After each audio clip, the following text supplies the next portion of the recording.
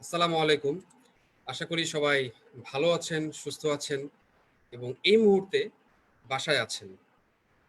আমি সাইফ আপনাদের সাথে আছি কিউ এশিয়া লিমিটেডের ভার্চুয়াল স্টুডিওতে। আজকে একটা লাইভ নিয়ে এসেছি আপনাদের সামনে। আমাদের যে টপিকটা ছিল আজকে survival of RMG sector during and post COVID-19 part 1। তার আগে একটু বলে নিই, অন্যান্য লাইভগুলোতে আমরা বলেছিলাম যে বিনা প্রয়োজনে আপনারা বাহিরে যাবেন না। যতটুকু সম্ভব আপনারা বাসায় থাকুন। আসলে বাংলাদেশের প্রেক্ষাপটে আমরা যদি এখন বলি সিচুয়েশন চেঞ্জ হয়ে গেছে। আমাদের সাধারণ ছুটি আর নেই এখন। গণপরিবহন চালু হয়ে গেছে। যেটুকু বলতে পারি আমাদের যার অবস্থান থেকে যে আপনাদের আসলে দেখা গেছে দৈনন্দিন কাজের জন্য আপনাদের বাইরে যেতে হচ্ছে। জীবিকা নির্বাহের জন্য বাইরে যেতে হচ্ছে। আপনার প্রয়োজনীয় কাজ সমাধান করার জন্য বাইরে যেতে হচ্ছে। সো আমরা আসলে যেটা আশা করব যে আমরা যার অবস্থান থেকে সর্বোচ্চ সতর্কতা অবলম্বন করব। আমাদের আজকের টপিকের জন্য আমাদের সাথে আজকে অতিথি হিসেবে আছেন। এই মুহূর্তে আমার সাথে লাইভে যুক্ত আছেন KAHM ইকবাল। উনি কনসালটেন্ট মোশাররফ গ্রুপের।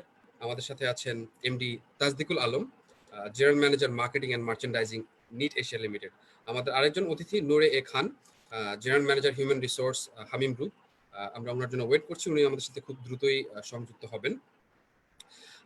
আমাদের সাথে যারা লাইভে যুক্ত হয়েছেন, এই লাইভটি যারা দেখছেন এই মুহূর্তে তাদেরকে স্বাগতম এবং সবাইকে আমি বিনীতভাবে অনুরোধ করব যে আপনারা এই লাইভটি বেশি শেয়ার করবেন, যাতে আরএমজি সেক্টরের সাথে রিলেটেড সবাই আজকের যে মূল্যবান আলোচনা, সবাই আলোচনার অংশবিশেষ তারা তারা এ থেকে কিছু মূল্যবান তথ্য পেতে পারেন।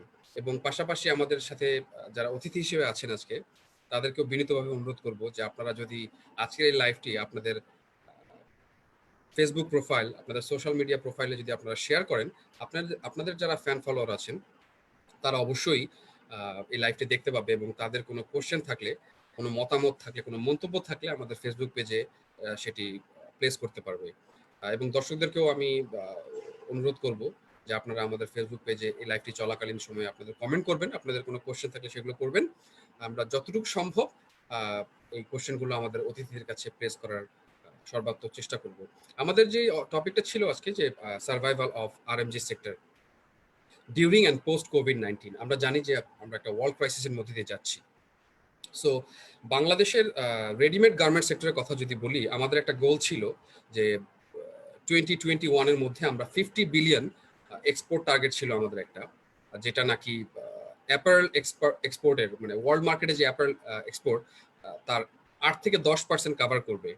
হাউএভার এখন looking at the situation and যতটুকু আমরা আজকে জুনের 4 তারিখ এই পর্যন্ত আমাদের যা হয়েছে রপ্তানি বাণিজ্য এবং বিশেষ করে আমাদের যদি আরএমজি সেক্টরের কথা বলি, এবং স্পেশালি আজকে আমরা আমরা কথা বলবো হচ্ছে এই রিলেটেড আরএমজি সেক্টর রিলেটেড কিছু টপিক নিয়ে। আরএমজি সেক্টর কিভাবে সার্ভাইভ করছে পোস্ট কোভিড-19, আমরা কিভাবে এই সিচুয়েশনগুলো হ্যান্ড ওভার করবো, ওভারকাম করবো, অবস্টাকেলগুলো আমরা উতরে যাব। সো এই নিয়ে কথা বলবো আজকে। আমি আজকের টপিক নিয়ে আসলে আমি আমি আমি নিজে একজন এক্সপার্ট না। সো যার জন্য আমি এক্সপার্টদের কাছে চলে যাব সরাসরি। আমি প্রথমেই জানতে চাবো KAHM ইকবাল ওনার কাছে, কনসালটেন্ট মোশাররফ গ্রুপের। আজকের যে টপিক ছিল survival of RMG sector during and post কোভিড-19। Being a consultant and as you work in different organization, আপনি ওয়ালমার্টে ছিলেন, আপনি H&M এ ছিলেন এবং আরো নামি দামি ব্র্যান্ডের সাথে আপনি যুক্ত ছিলেন। সো আপনার পয়েন্ট অফ ভিউ থেকে like how are we doing in terms of RMG এবং আমরা এখন কোথায় আছি এবং পোস্ট কোভিড-19 এ আরএমজি সেক্টর বাংলাদেশ যদি আমরা বলি আমরা কোথায় গিয়ে দাঁড়াবো in your point of view?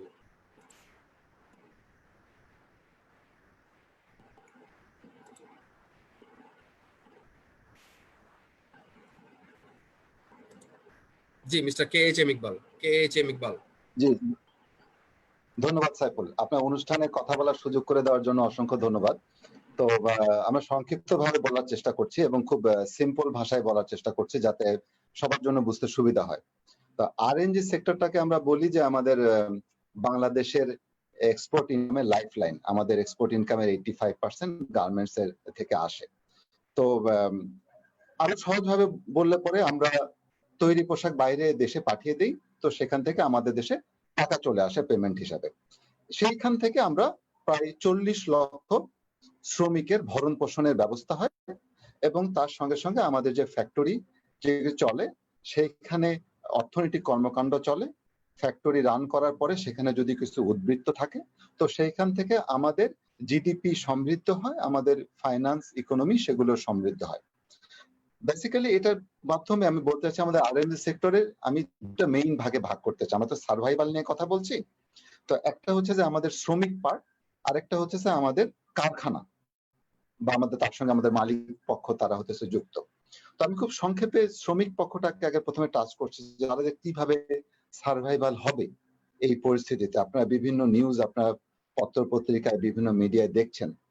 তো বাংলাদেশে কিন্তু যে কোনো শ্রমিক বা প্রফেশনের সঙ্গে যদি আপনি তুলনা করেন তো গার্মেন্টস এর শ্রমিক হচ্ছে সবচাইতে সংঘবদ্ধ এবং সবচাইতে ডিসিপ্লিনড অবস্থায় আছে, তাদের একটা মজুরি কাঠামো আছে, অন্য যে কোনো সেক্টরের চাইতে এটা অনেক সমৃদ্ধ। তো তাদের সুবিধা অসুবিধা সবসময় একটা লাইমলাইটে আসে। তো এটা সুবিধা অসুবিধা যাই বলেন, তো এখানে কিছু যদি রিসেন্ট নিউজ আপনি দেখেন যে ইউরোপিয়ান ইউনিয়ন বলছে তারা 90 মিলিয়ন ইউরো দিবে 1 মিলিয়ন আরএমজি ওয়ার্কারদেরকে, এবং তারা এটা দিবে ৩,০০০ টাকা করে প্রতিটা ওয়ার্কারকে ৩ মাসের জন্য, জুন থেকে শুরু করে আগস্ট, জুন জুলাই আগস্ট এই ৩ মাসের জন্য। তো এটাতে করে কি হবে, ৩০০ কোটি টাকা প্রায় প্রতি মাসে এবং ৩ মাসে প্রায় ৯০০ কোটি টাকা আমাদের এখানে শ্রমিকদের ব্যয় হিসাবে বা তাদের আয় হিসাবে এটা দেওয়া হবে। তো এতে কিন্তু কয়েকটা জিনিস এখানে খুব পরিষ্কার হয়, আপনাকে একটু বুঝে নিতে হবে। তারা কখন টাকাটা দিচ্ছে, যখন সবচেয়ে ক্রাইসিসটা হাই, কারখানা পে করতে পারবে না, মালিক পে করতে পারবে না জুন থেকে আগস্ট পর্যন্ত, কেউ কেউ বলছেন জুন থেকে সেপ্টেম্বর পর্যন্ত। তো এটা আমাদের সবচেয়ে ক্রিটিক্যাল মোমেন্ট, এটা একটু খেয়াল করতে হবে। এটার পাশাপাশি আমাদের সরকারও অর্থনৈতিক প্রণোদনা হিসাবে 5,000 কোটি টাকা দান দিয়েছেন, যেটা 2% ইন্টারেস্টের মাধ্যমে তাদেরকে ওয়েজেস হিসাবে তাদেরকে দেওয়া হবে। সো এখানে 3,000 টাকা করে ইউরোপিয়ান ইউনিয়ন থেকে যদি আসে লেইড অফ শ্রমিকের জন্য, চাকরিচ্যুত শ্রমিকের জন্য, প্লাস সরকারি তহবিল থেকে যে টাকাটা আসবে, তো এই সমস্ত মিলিয়ে, এবং যেখানে ওয়েল অফ ওয়ার্কাররা কোম্পানি যেগুলি ফ্যাক্টরি আছে তারা পেমেন্ট করবেন আশা করে নিয়মিত। তো আমার ধারণা আমাদের শ্রমিক পক্ষ যারা আছেন তাদের একটা সার্ভাইভাল হয়ে যাবে। আমি বলছি না তারা এখন যে অবস্থায় লিভিং করছেন এইভাবে নয়, তবে তারা সার্ভাইভ করবেন, তারা টিকে যাবে, তাদের চলবে। তো এটার পরে যেটা আমি আসতে চাই যে সেটা হচ্ছে আমাদের ফ্যাক্টরি কি হবে, আমাদের কারখানা বা আমাদের মালিক পক্ষে কি হবে, তারা আমরা কিভাবে সার্ভাইভ করবো। তো এটা হচ্ছে যে একটা সাপ্লাই চেইনের ব্যাপার, এবং সাপ্লাই চেইন কিন্তু কখনোই খুব ভালো অবস্থায়, খুব কমফোর্টেবল অবস্থায় থাকে না। আপনি 2008-এর কথা চিন্তা করেন, একটা রেসেশন ছিল, অর্ডার নাই। আবার কোন সময় একটা সিচুয়েশন আসে যেটা পিক, এত পিক যে আমি কিভাবে সাপ্লাই করবো, আমি পাচ্ছি না। তো এটা is never comfortable, sometime boiling water, sometime you are falling into fire.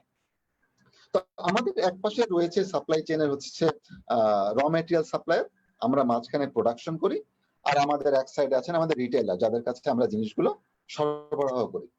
তো আমাদেরকে এখন যদি সার্ভাইভালের কথা বলতে হয়, আমাদেরকে ফলো করতে হবে যে আমাদের রিটেইলাররা কিভাবে সার্ভাইভ করবে, কারণ আমাদের এই সেক্টরটা এখনো ডিমান্ড নির্ভর, রিটেইলার নির্ভর। আপনি যদি তেল ব্যবসার দিকে দেখেন, এটা কিন্তু অনেকটা প্রোডাকশন নির্ভর। সৌদি আরব তেলের উৎপাদন কমিয়ে দিলে ডিমান্ড বেড়ে যায়, দাম বেড়ে যায়। আমাদেরটা এরকম না, আমাদের হচ্ছে গার্মেন্টস এর ডিমান্ড বাড়বে যদি বাইরেরা কিভাবে মুভ করছে সেটা। তো তাদের স্ট্র্যাটেজি গুলোর দিকে আপনি একটু খেয়াল করেন এবং সেভাবে আমাদের স্ট্র্যাটেজি গুলো একটু আমাদের সেট করতে হবে। তো প্রথমে একটা স্ট্র্যাটেজি আসে যেটা হচ্ছে শর্ট টার্ম স্ট্র্যাটেজি। তো বাইরের শর্ট টার্ম স্ট্র্যাটেজি, আমি দীর্ঘদিন তাদের সাথে কাজ করেছি, নিয়মিত কথা বলি। তো যেটুকু বুঝেছি তারা বলছে যে আমাদের শর্ট টার্ম স্ট্র্যাটেজির প্রথম ধাপটা হবে নরমালাইজেশন প্রসেস। আমাদের শপগুলো ওপেন করতে হবে, আমাদের কর্মীদেরকে ফিরে আসতে হবে, এটা। দ্বিতীয়ত হচ্ছে যে সেখানে একটা অবসলিট ইনভেন্টরিজ তৈরি হয়ে গেছে। ইনভেন্টরিজ গুলো কিছু আছে যে রেডিমেড অবস্থায় ফ্যাক্টরিতে, পোর্টে, কিছু আছে দোকানে, কিন্তু সিজনটা পার হয়ে গেছে, কালারটা এই সময় বিক্রি করার উপযোগী না। সো এটা একটা অবসলিট ইনভেন্টরি। এই ইনভেন্টরিটাকে তারা কিভাবে হ্যান্ডেল করবে, সেই টাইমটাই হতেছে এই সেলিং টাইম, যেটা জুন থেকে শুরু করে সেপ্টেম্বর পর্যন্ত। এটা শর্ট টার্ম স্ট্র্যাটেজি, খুব বেশি কিছু করার নেই, খুব বেশি কোনো কথাও বলার নেই, বিভিন্ন ভাবে করতে হবে। হয়তো বা লং প্যান্টেরটা কাপড়টা কেটে নিয়ে আমার শর্ট প্যান্টের জন্য সাপ্লাই করতে হবে, এইভাবে। যেটুকু করা যায়, হয়তো অর্ডার সাইজ ছিল ১ লক্ষ, সেটাকে ৫০,০০০ করে কমিয়ে দিয়ে আমরা বাজারে দিব। এরপর যদি আপনি লং টার্ম স্ট্র্যাটেজির দিকে আসেন, তো লং টার্ম স্ট্র্যাটেজিতে আমাদের মোট ৫টা স্ট্র্যাটেজি থাকবে। বায়ারদের ৫টা স্ট্র্যাটেজি আমি অনেকের সাথে কথা বলেছি, তাদের কাছ থেকে বুঝেছি, নাম উল্লেখ করার প্রয়োজন এখানে হবে না। একটা হচ্ছে যে আমাদেরকে এক্সিলারেটিং টু মানে ডিজিটালাইজ হতে আমাদেরকে মোর অনলাইন হতে হবে। আপনি যদি একটু খেয়াল করে দেখেন, কারা টিকে গেল? H&M, ওয়ালমার্ট, তারা টিকে গেছে, তাদের একটা অনলাইন সেলিং সিস্টেম আছে। জালান্দো তারা পুরোপুরি অনলাইন নির্ভর, তারা বলছে তাদের ইভেন রেভিনিউ বেড়ে যাবে। আবার আরেকদিকে চিন্তা করেন যে মেসিস কিংবা প্রাইমার্ক কিংবা টেস্কো তারা বসে যাচ্ছে, কারণ কি তাদের অনলাইনের তাদের ব্যবস্থাটা নাই। তো তাদের অল্প বেশি করে আরো অনলাইনের দিকে যেতে হবে, আমাদের খুব বেশি কিছু করার নাই, তারা যেভাবে অর্ডার ফর্ম করবে আমরা সেভাবে সাপ্লাই দিব। এই ক্ষেত্রে যে ক্ষেত্রে আমাদের এটা একটু কাজ করতে হবে, সেটা আমাদের রিপ্লেসমেন্ট ক্যাপাবিলিটিসটা বাড়াতে হবে। সাধারণত অনলাইনে একটু বেসিক জিনিসগুলো বেশি বিক্রি হয়, এগুলো রিপ্লেসমেন্ট অর্ডার। আপনি দ্বিতীয় স্ট্র্যাটেজিতে যদি আসেন, তাহলে আমাদের বলতে হবে আমাদেরকে সাপ্লাই চেইনটা রিডিফাইন করতে হবে। এই সাপ্লাই চেইন রিডিফাইনের ভিতরে আবার আমাদের মনে করেন আমার ৩টা উপধারা রয়েছে। সেটার একটা হবে হচ্ছে যে counter source development two mitigate risk. বুঝতেই পারছেন চায়নার কথা বলছি। তো এইখানে কিন্তু আমাদের একটা সুযোগ চলে আসছে। অনেক পলিটিক্যাল কারণেই বলেন, যাই হোক, ইউএসএ হয়তো কিনতে চাইবে না, অনেক কান্ট্রিও চায়নার সঙ্গে কিনতে চাইবে না, জার্মানি। তো এখানে আমাদের একটা সুযোগ আসবে। এখন এই অ্যাপেল প্রোডাকশন বেল্টটা ২টা ভাগে ভাগ হয়ে গেছে। একটা বলছি আমরা চাইনিজ বেল্ট, সেখানে চায়না আছে, ভিয়েতনাম আছে, কাম্বোডিয়া আছে। সাধারণত চাইনিজ এবং তাইওয়ানিজ ইনভেস্টররা ওখানে ইনভেস্ট করেছেন। আরেকটা বেল্ট হচ্ছে বাংলাদেশ, ইন্ডিয়া, পাকিস্তান, শ্রীলঙ্কা, আমরা একটা বেল্টে আছি। তো আমরা একটা ভাবছি যে একটা অটোমেটিক একটা ফ্লো আমাদের দিকে আসবে, কিন্তু এটা কিন্তু নাও হতে পারে। আমি শুনেছি যে ইন্দোনেশিয়া অনেক বড় একটা ফ্লো পাচ্ছে, যেটা আমাদের এখানে আসার কথা ছিল। কারণ কি, তারা ইনভেস্টমেন্টটাকে সহজ করে দিয়েছেন। ট্রাম্প এবং উইদো, ২ প্রেসিডেন্ট নাকি দিনে ২-৩ বারও কথা বলেন যে কিভাবে এটাকে এক্সপিডিয়েট করা যায়। তো আমাদেরকে এখানে ইনভেস্টমেন্টটাকে কিভাবে হ্যাসেল ফ্রি করে দেওয়া যায় সেটা করতে হবে। দ্বিতীয়ত একটা কথা হচ্ছে যে আমাদেরকে সাপ্লাই চেইনটাকে অনেকটা ফ্লেক্সিবল করতে হবে। এই প্যান্ডেমিক যখন চলে যাবে, নতুন সিজন যখন আসবে, সেখানে আমাদেরকে একটা সেফ স্টক তৈরি করতে চাবে বায়রা। বলা যায় না, যদি দ্বিতীয় একটা শক আসে, সেই সময় যদি সাপ্লাই চেইন আবার ডিসরাপ্ট হয়, দোকানে বিক্রি করার জন্য এনাফ একটা স্টোর তারা তৈরি করে রাখতে চাইবে। ইনিশিয়ালি আমরা আশা করছি যে একটা বড় বড় অর্ডার কিছু আসবে, আমাকে সেটা হ্যান্ডেল করতে হবে। এটা করার পরে আবার আমাকে কিছু ছোট অর্ডার হ্যান্ডেল করতে হবে, কারণ তখন আবার ট্রেইল অর্ডার গুলি আসতে থাকবে। তো এই যে ওঠানামা, এটা করার মতো একটা মডেল আমাদের এখানে থাকতে হবে। তৃতীয় যেটা হবে এই উপধারায় রিডিফাইন সাপ্লাই চেইনে, সেখানে হচ্ছে যে বাইরেরা যখন লকডাউন থেকে ফিরে আসবে, তারা দেখার চেষ্টা করবে তাদের মানিটা কোথায় টাই আপ হয়ে আছে, সেখান থেকে তারা টাকাটা ছুটানোর চেষ্টা করবে, কারণ আননেসেসারি ইনভেস্ট করার মতো কোনো জায়গা নেই। তারা এসে কি করবে, অলরেডি এখানে তারা কিন্তু কিছু প্রসেস করেছে। আপনারা জানেন যে অনেক কাস্টমারই আর তারা ডিজাইন পার্টটা করেন না, সাপ্লায়ারকে দিয়ে দিয়েছেন যে তুমি করো, তোমার রেসপন্সিবিলিটি ডিজাইন টু আপনার ডেলিভারি। এখন তারা যেটা আরো করবে সেটা বলবে যে ডিজিটাল প্রোডাক্ট ডেভেলপমেন্ট করো। ডিজিটাল প্রোডাক্ট ডেভেলপমেন্ট হচ্ছে 3D অনেক সফটওয়্যার চলে আসছে, ফিজিক্যাল স্যাম্পল পাঠানোর দরকার নেই, ২-৩ রাউন্ড স্যাম্পল নষ্ট হয়, ইনভেস্টমেন্ট নষ্ট হয়, টাইম চলে যায়, এটা একটা বিগ ইনভেস্টমেন্ট, এটা করা যাবে না। বায়ারদের সাইডও কথা বলে দেখেছি, সেখানে কাস্টমার তার বাসায় বায়ার বসে কাজ করছে, ডিজাইনার তার বাসায়, টেকনিশিয়ান তার বাসায়। তো একটা স্যাম্পল যখন যাবে, একজন চেক করবে, সাইন করবে, কুরিয়ার করে আরেকজনের বাসায় পাঠাবে, তারা কিন্তু অফিসে আসছে না। এটা সম্ভব না। কি সম্ভব? একটা 3D মডেল বের করে নিতে হবে। রিস্ক আছে, ফিজিক্যাল স্যাম্পলের মতো কমফোর্টেবল না, কিন্তু এটাই সলিউশন, এবং আমাদেরকে এখানে ইনভেস্টমেন্ট করতে হবে।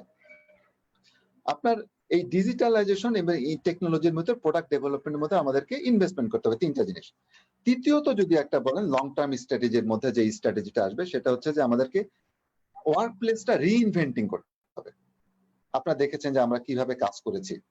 আমাদের ওয়ার্ক এনভায়রনমেন্টটা, আমাদেরকে ওয়ার্ক প্লেসটা এমন ভাবে করতে হবে যেন এই প্যান্ডেমিক সিচুয়েশন যদি আবার আসে, সেখান থেকে যেন আমরা কাজগুলি কন্টিনিউ করতে পারি, এবং এই কাজগুলি যেন আমরা নর্মাল লাইফে খুব তাড়াতাড়ি আবার রিকভারি করতে পারি। এখন কিন্তু আমরা অনেকেই হোম ওয়ার্ক করছি, এটা কিন্তু ওয়ার্ক লাইফ এবং পার্সোনাল লাইফের জন্য খুব অনেক ক্ষতিকর। আমি একসময় কাজ করি, আমার সাবঅর্ডিনেট একসময় কাজ করে, আমার বায়ার একসময় কাজ করে, যে যখন খুশি অনলাইনে চলে আসছে, কাজ করছে, একটা ডিসরাপশন চাচ্ছে। তো এখানে কিন্তু একটা মডেল খুঁজে বের করতে হবে।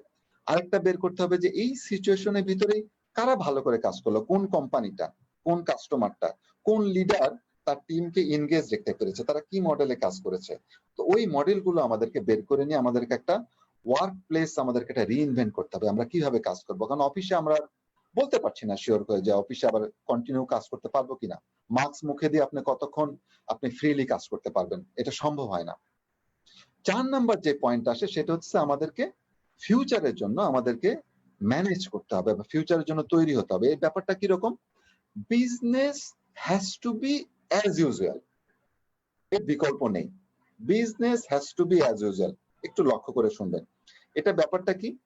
আমার সেলস প্ল্যাটফর্মটা অনলাইন হতে পারে, ব্রিক অ্যান্ড মর্টার হতে পারে, দোকানে যেতে পারি বা অনলাইন হতে পারে, ব্যাপার নয়। প্রোডাক্ট চেঞ্জ হতে পারে। একসময় আমরা ফর্মাল শার্ট পরতাম, ক্যাজুয়ালের খুব যুগ আসলো। এখন মানুষ সবাই অ্যাক্টিভার পড়তে চাচ্ছে। মোটা হোক যাই হোক, অ্যাক্টিভার ব্যায়াম করি না করি অ্যাক্টিভার পড়তে হবে, এটা একটা ট্রেন্ড। আরো করতে হবে আমার সাপ্লাই চেইন বা আমার প্রোডাকশন মেথড চেঞ্জ হতে পারে, যে কি মডেলে আমি এখন সাপ্লাই করব, ফ্লেক্সিবল মডেল যেতে হবে। তো সিচুয়েশন যাই হোক, ডিমান্ড কিন্তু সবসময় রয়ে গেছে, প্রোডাক্ট চেঞ্জ হতে পারে। আমি এখন ফুল স্লিভ ফর্মাল শার্ট পরতে পারি, আবার এই প্যান্ডেমিকের ভিতর কিন্তু এটা রিকোয়ারমেন্ট নেই। আমরা সবাই পিপিই পরছি, পিপিই নিচে আপনি একটা ক্যাজুয়াল শার্ট পরতে পারেন, টি শার্ট পরতে পারেন। তাহলে আমার ডিমান্ডটা কি এখন? পিপিই। আমাকে পিপিই আমাকে সাপ্লাই করতে হবে। আপনি যদি চাইনিজ সাপ্লায়ারদের দিকে যদি তাকিয়ে দেখেন, যারা গার্মেন্টস মেশিনারি তৈরি করে, তাদের সাথে যখন আমি প্রজেক্টের জন্য মেশিন নিয়ে কথা বলছি, যে সে আমাকে ফোন করেছে, আমি বলছি আমি তো এখন মেশিন কিনবো না। বলছে না না, মেশিন না, তুমি আমার কাছ থেকে এখন মাস্কের মেশিন কেনো। যারা বড় বড় মেশিন তৈরি করে স্পিনিং এর, তারা ফোন দিচ্ছে, বলছে তুমি ফ্যাক্টরিতে ঢোকার সময় যে ডিইনফেক্টেন্ট যে টানেল থাকে, সেই টানেল আমার কাছ থেকে তুমি তৈরি করো। তারা কিন্তু প্রোডাক্ট চেঞ্জ করে ফেলেছে এবং সেল করছে। আমাদেরকেও এইভাবে প্রোডাক্টটা চেঞ্জ করে ফেলতে হবে। আমি কোনো সময় কটন দিব, কোনো সময় কুইক ড্রাই ম্যাটেরিয়াল দিব, জাবের জুবাইরের মতো ভাইরাস ব্যাকটেরিয়া ফ্রি কাপড় আমাকে দিতে হবে। আমাকে প্রোডাক্ট একটা ডিমান্ড তৈরি করে বিজনেস অ্যাজ ইউজুয়াল রাখতে হবে, না হলে পরে আমি সার্ভাইভ করতে পারবো না। 5 নাম্বার যেটা আসছে, আমি আমার বক্তব্যের প্রায় কাছাকাছি শেষের দিকে চলে আসছি, সেটা হচ্ছে কস্ট রিডাকশন। আলটিমেট আমাদেরকে করতেই হবে। তো কস্ট রিডাকশনে কিছু যদি বলেন যে আইডিয়া আসছে, সেটা আমাদের দিকে তাকাতে হবে। সেটা হচ্ছে বিশ্বব্যাপী কিন্তু তেলের দাম পড়ে গেছে। আমেরিকা এমন হয়েছে, আপনি তেল 1 ব্যারেল কিনলে সাথে আরো $5 আপনি পেয়েও যাবেন ফ্রি। আমাদের এখানে তেলের দাম কেন কমছে না? তেলের দামটা কমিয়ে দিলে আমার এনার্জির পাওয়ার কস্ট কমে যাবে, ট্রান্সপোর্ট কস্ট কমে যাবে, লিভিং কস্ট কমে যাবে, আমার খরচ কমে যাবে। আমি যে 5,000 কোটি টাকা ভর্তুকি দিচ্ছি, আমি যে 2% লোন দিচ্ছি, আমি এসবের দিকে তাকাই না কেন? কিভাবে আমি খরচটা কমায় দিতে পারি এসবের পাশাপাশি? খুব ইম্পর্টেন্ট এটা। দ্বিতীয়ত যেটা হবে সেটা হচ্ছে যে আমাদেরকে স্কিল ডেভেলপমেন্ট করতে হবে। হোমওয়ার্ক কিভাবে করে, আমরা যারা সিনিয়র আছে আমাদের জুনিয়রকে কিভাবে তাড়াতাড়ি আমরা আরো বেশি নলেজটা শেয়ার করতে পারি, তাদেরকে কমিউনিকেশন স্কিলটা দেখাতে পারি, ডেভেলপমেন্টটা তাড়াতাড়ি শেখাতে পারি। স্কিল ডেভেলপমেন্ট খুব ইম্পর্টেন্ট। 3 নাম্বার যেটা, সেটা হচ্ছে আমাদেরকে আননেসেসারি ইনভেস্টমেন্টটাকে স্টপ করতে হবে। আননেসেসারি ইনভেস্টমেন্ট, আমাদেরকে টেকনোলজিতে ইনভেস্ট করতে হবে, আমাদেরকে নিউ মেশিনারিজ ইনভলভ করতে হবে, আমরা প্রোডাক্ট এফিসিয়েন্সি কিভাবে বাড়াতে পারে সেটা করতে হবে। কিন্তু 5 স্টার হোটেলের মতো বিল্ডিং বানিয়ে ফ্যাক্টরি করার যে বিলাসিতা, এটা থেকে বেরিয়ে আসতে হবে এই ইনভেস্টমেন্ট থেকে। No need. কেউ কাস্টমার টাইলস চায় না, তুমি ক্লিন রাখো ফ্লোর, দ্যাট ইজ এনাফ। 3টা পয়েন্ট বললাম। 4 নম্বর যেটা বলছি খুব ইম্পর্টেন্ট, সংখ্যা যাই বলেন, অনেকে অনেক রকম সংখ্যা বলে। ইলিগ্যাল ফরেন ওয়ার্কার্স আছে আমাদের এখানে, 3 লক্ষ বলেন, 5 লক্ষ বলেন, তারা মিলিয়নস অফ ডলার আমাদের দেশের বাইরে চলে যাচ্ছে। আমাদের হাজার হাজার আমাদের ভাই, আমাদের সিনিয়র জুনিয়র এখন আনএমপ্লয়েড হয়ে যাবে। আমাদের এই বিলাসিতা আর নাই। তাদেরকে আমাদের আইডেন্টিফাই করে ইলিগ্যাল ওয়ার্কফোর্সকে আমাদেরকে এখান থেকে আউট করতে হবে, এটা আমাদের এখন সময়ের দাবি।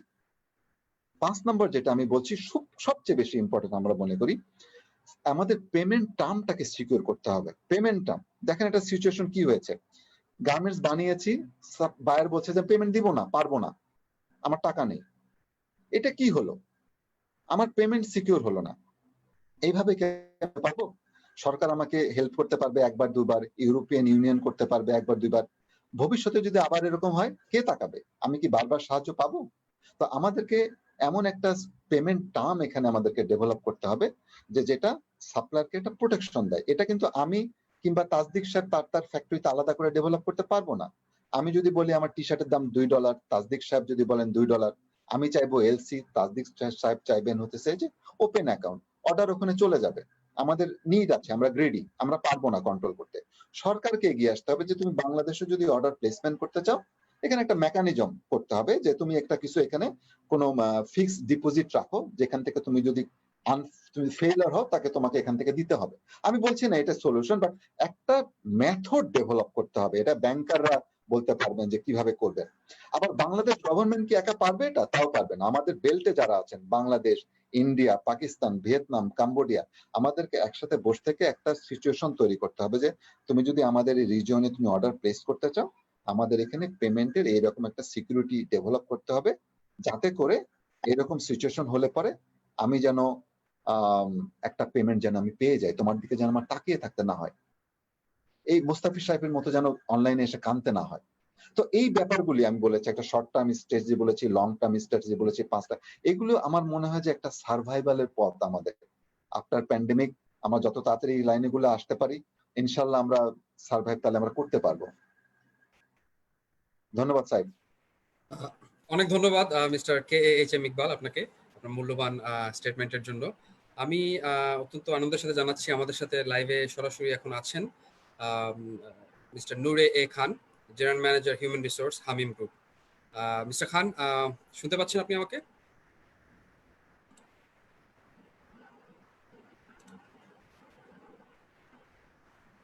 মিস্টার নূরে এ খান। জি জি, আমি শুনতে পাচ্ছি। জি, আপনাকে দেখতে পাচ্ছি না অবশ্য। দেখতে পাচ্ছেন না?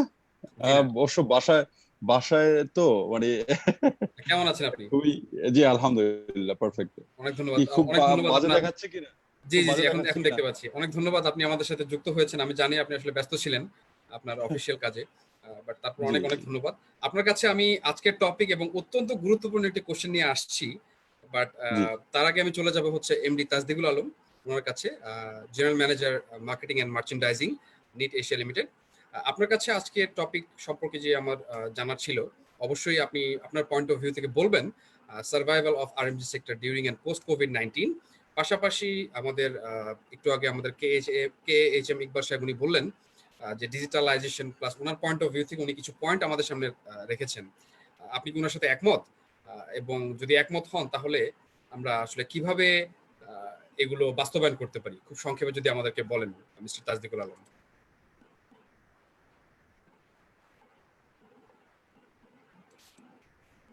শুনতে পাচ্ছি না আপনাকে মিস্টার তাজদিকুল আলম, আপনার আনমিউট করতে হবে।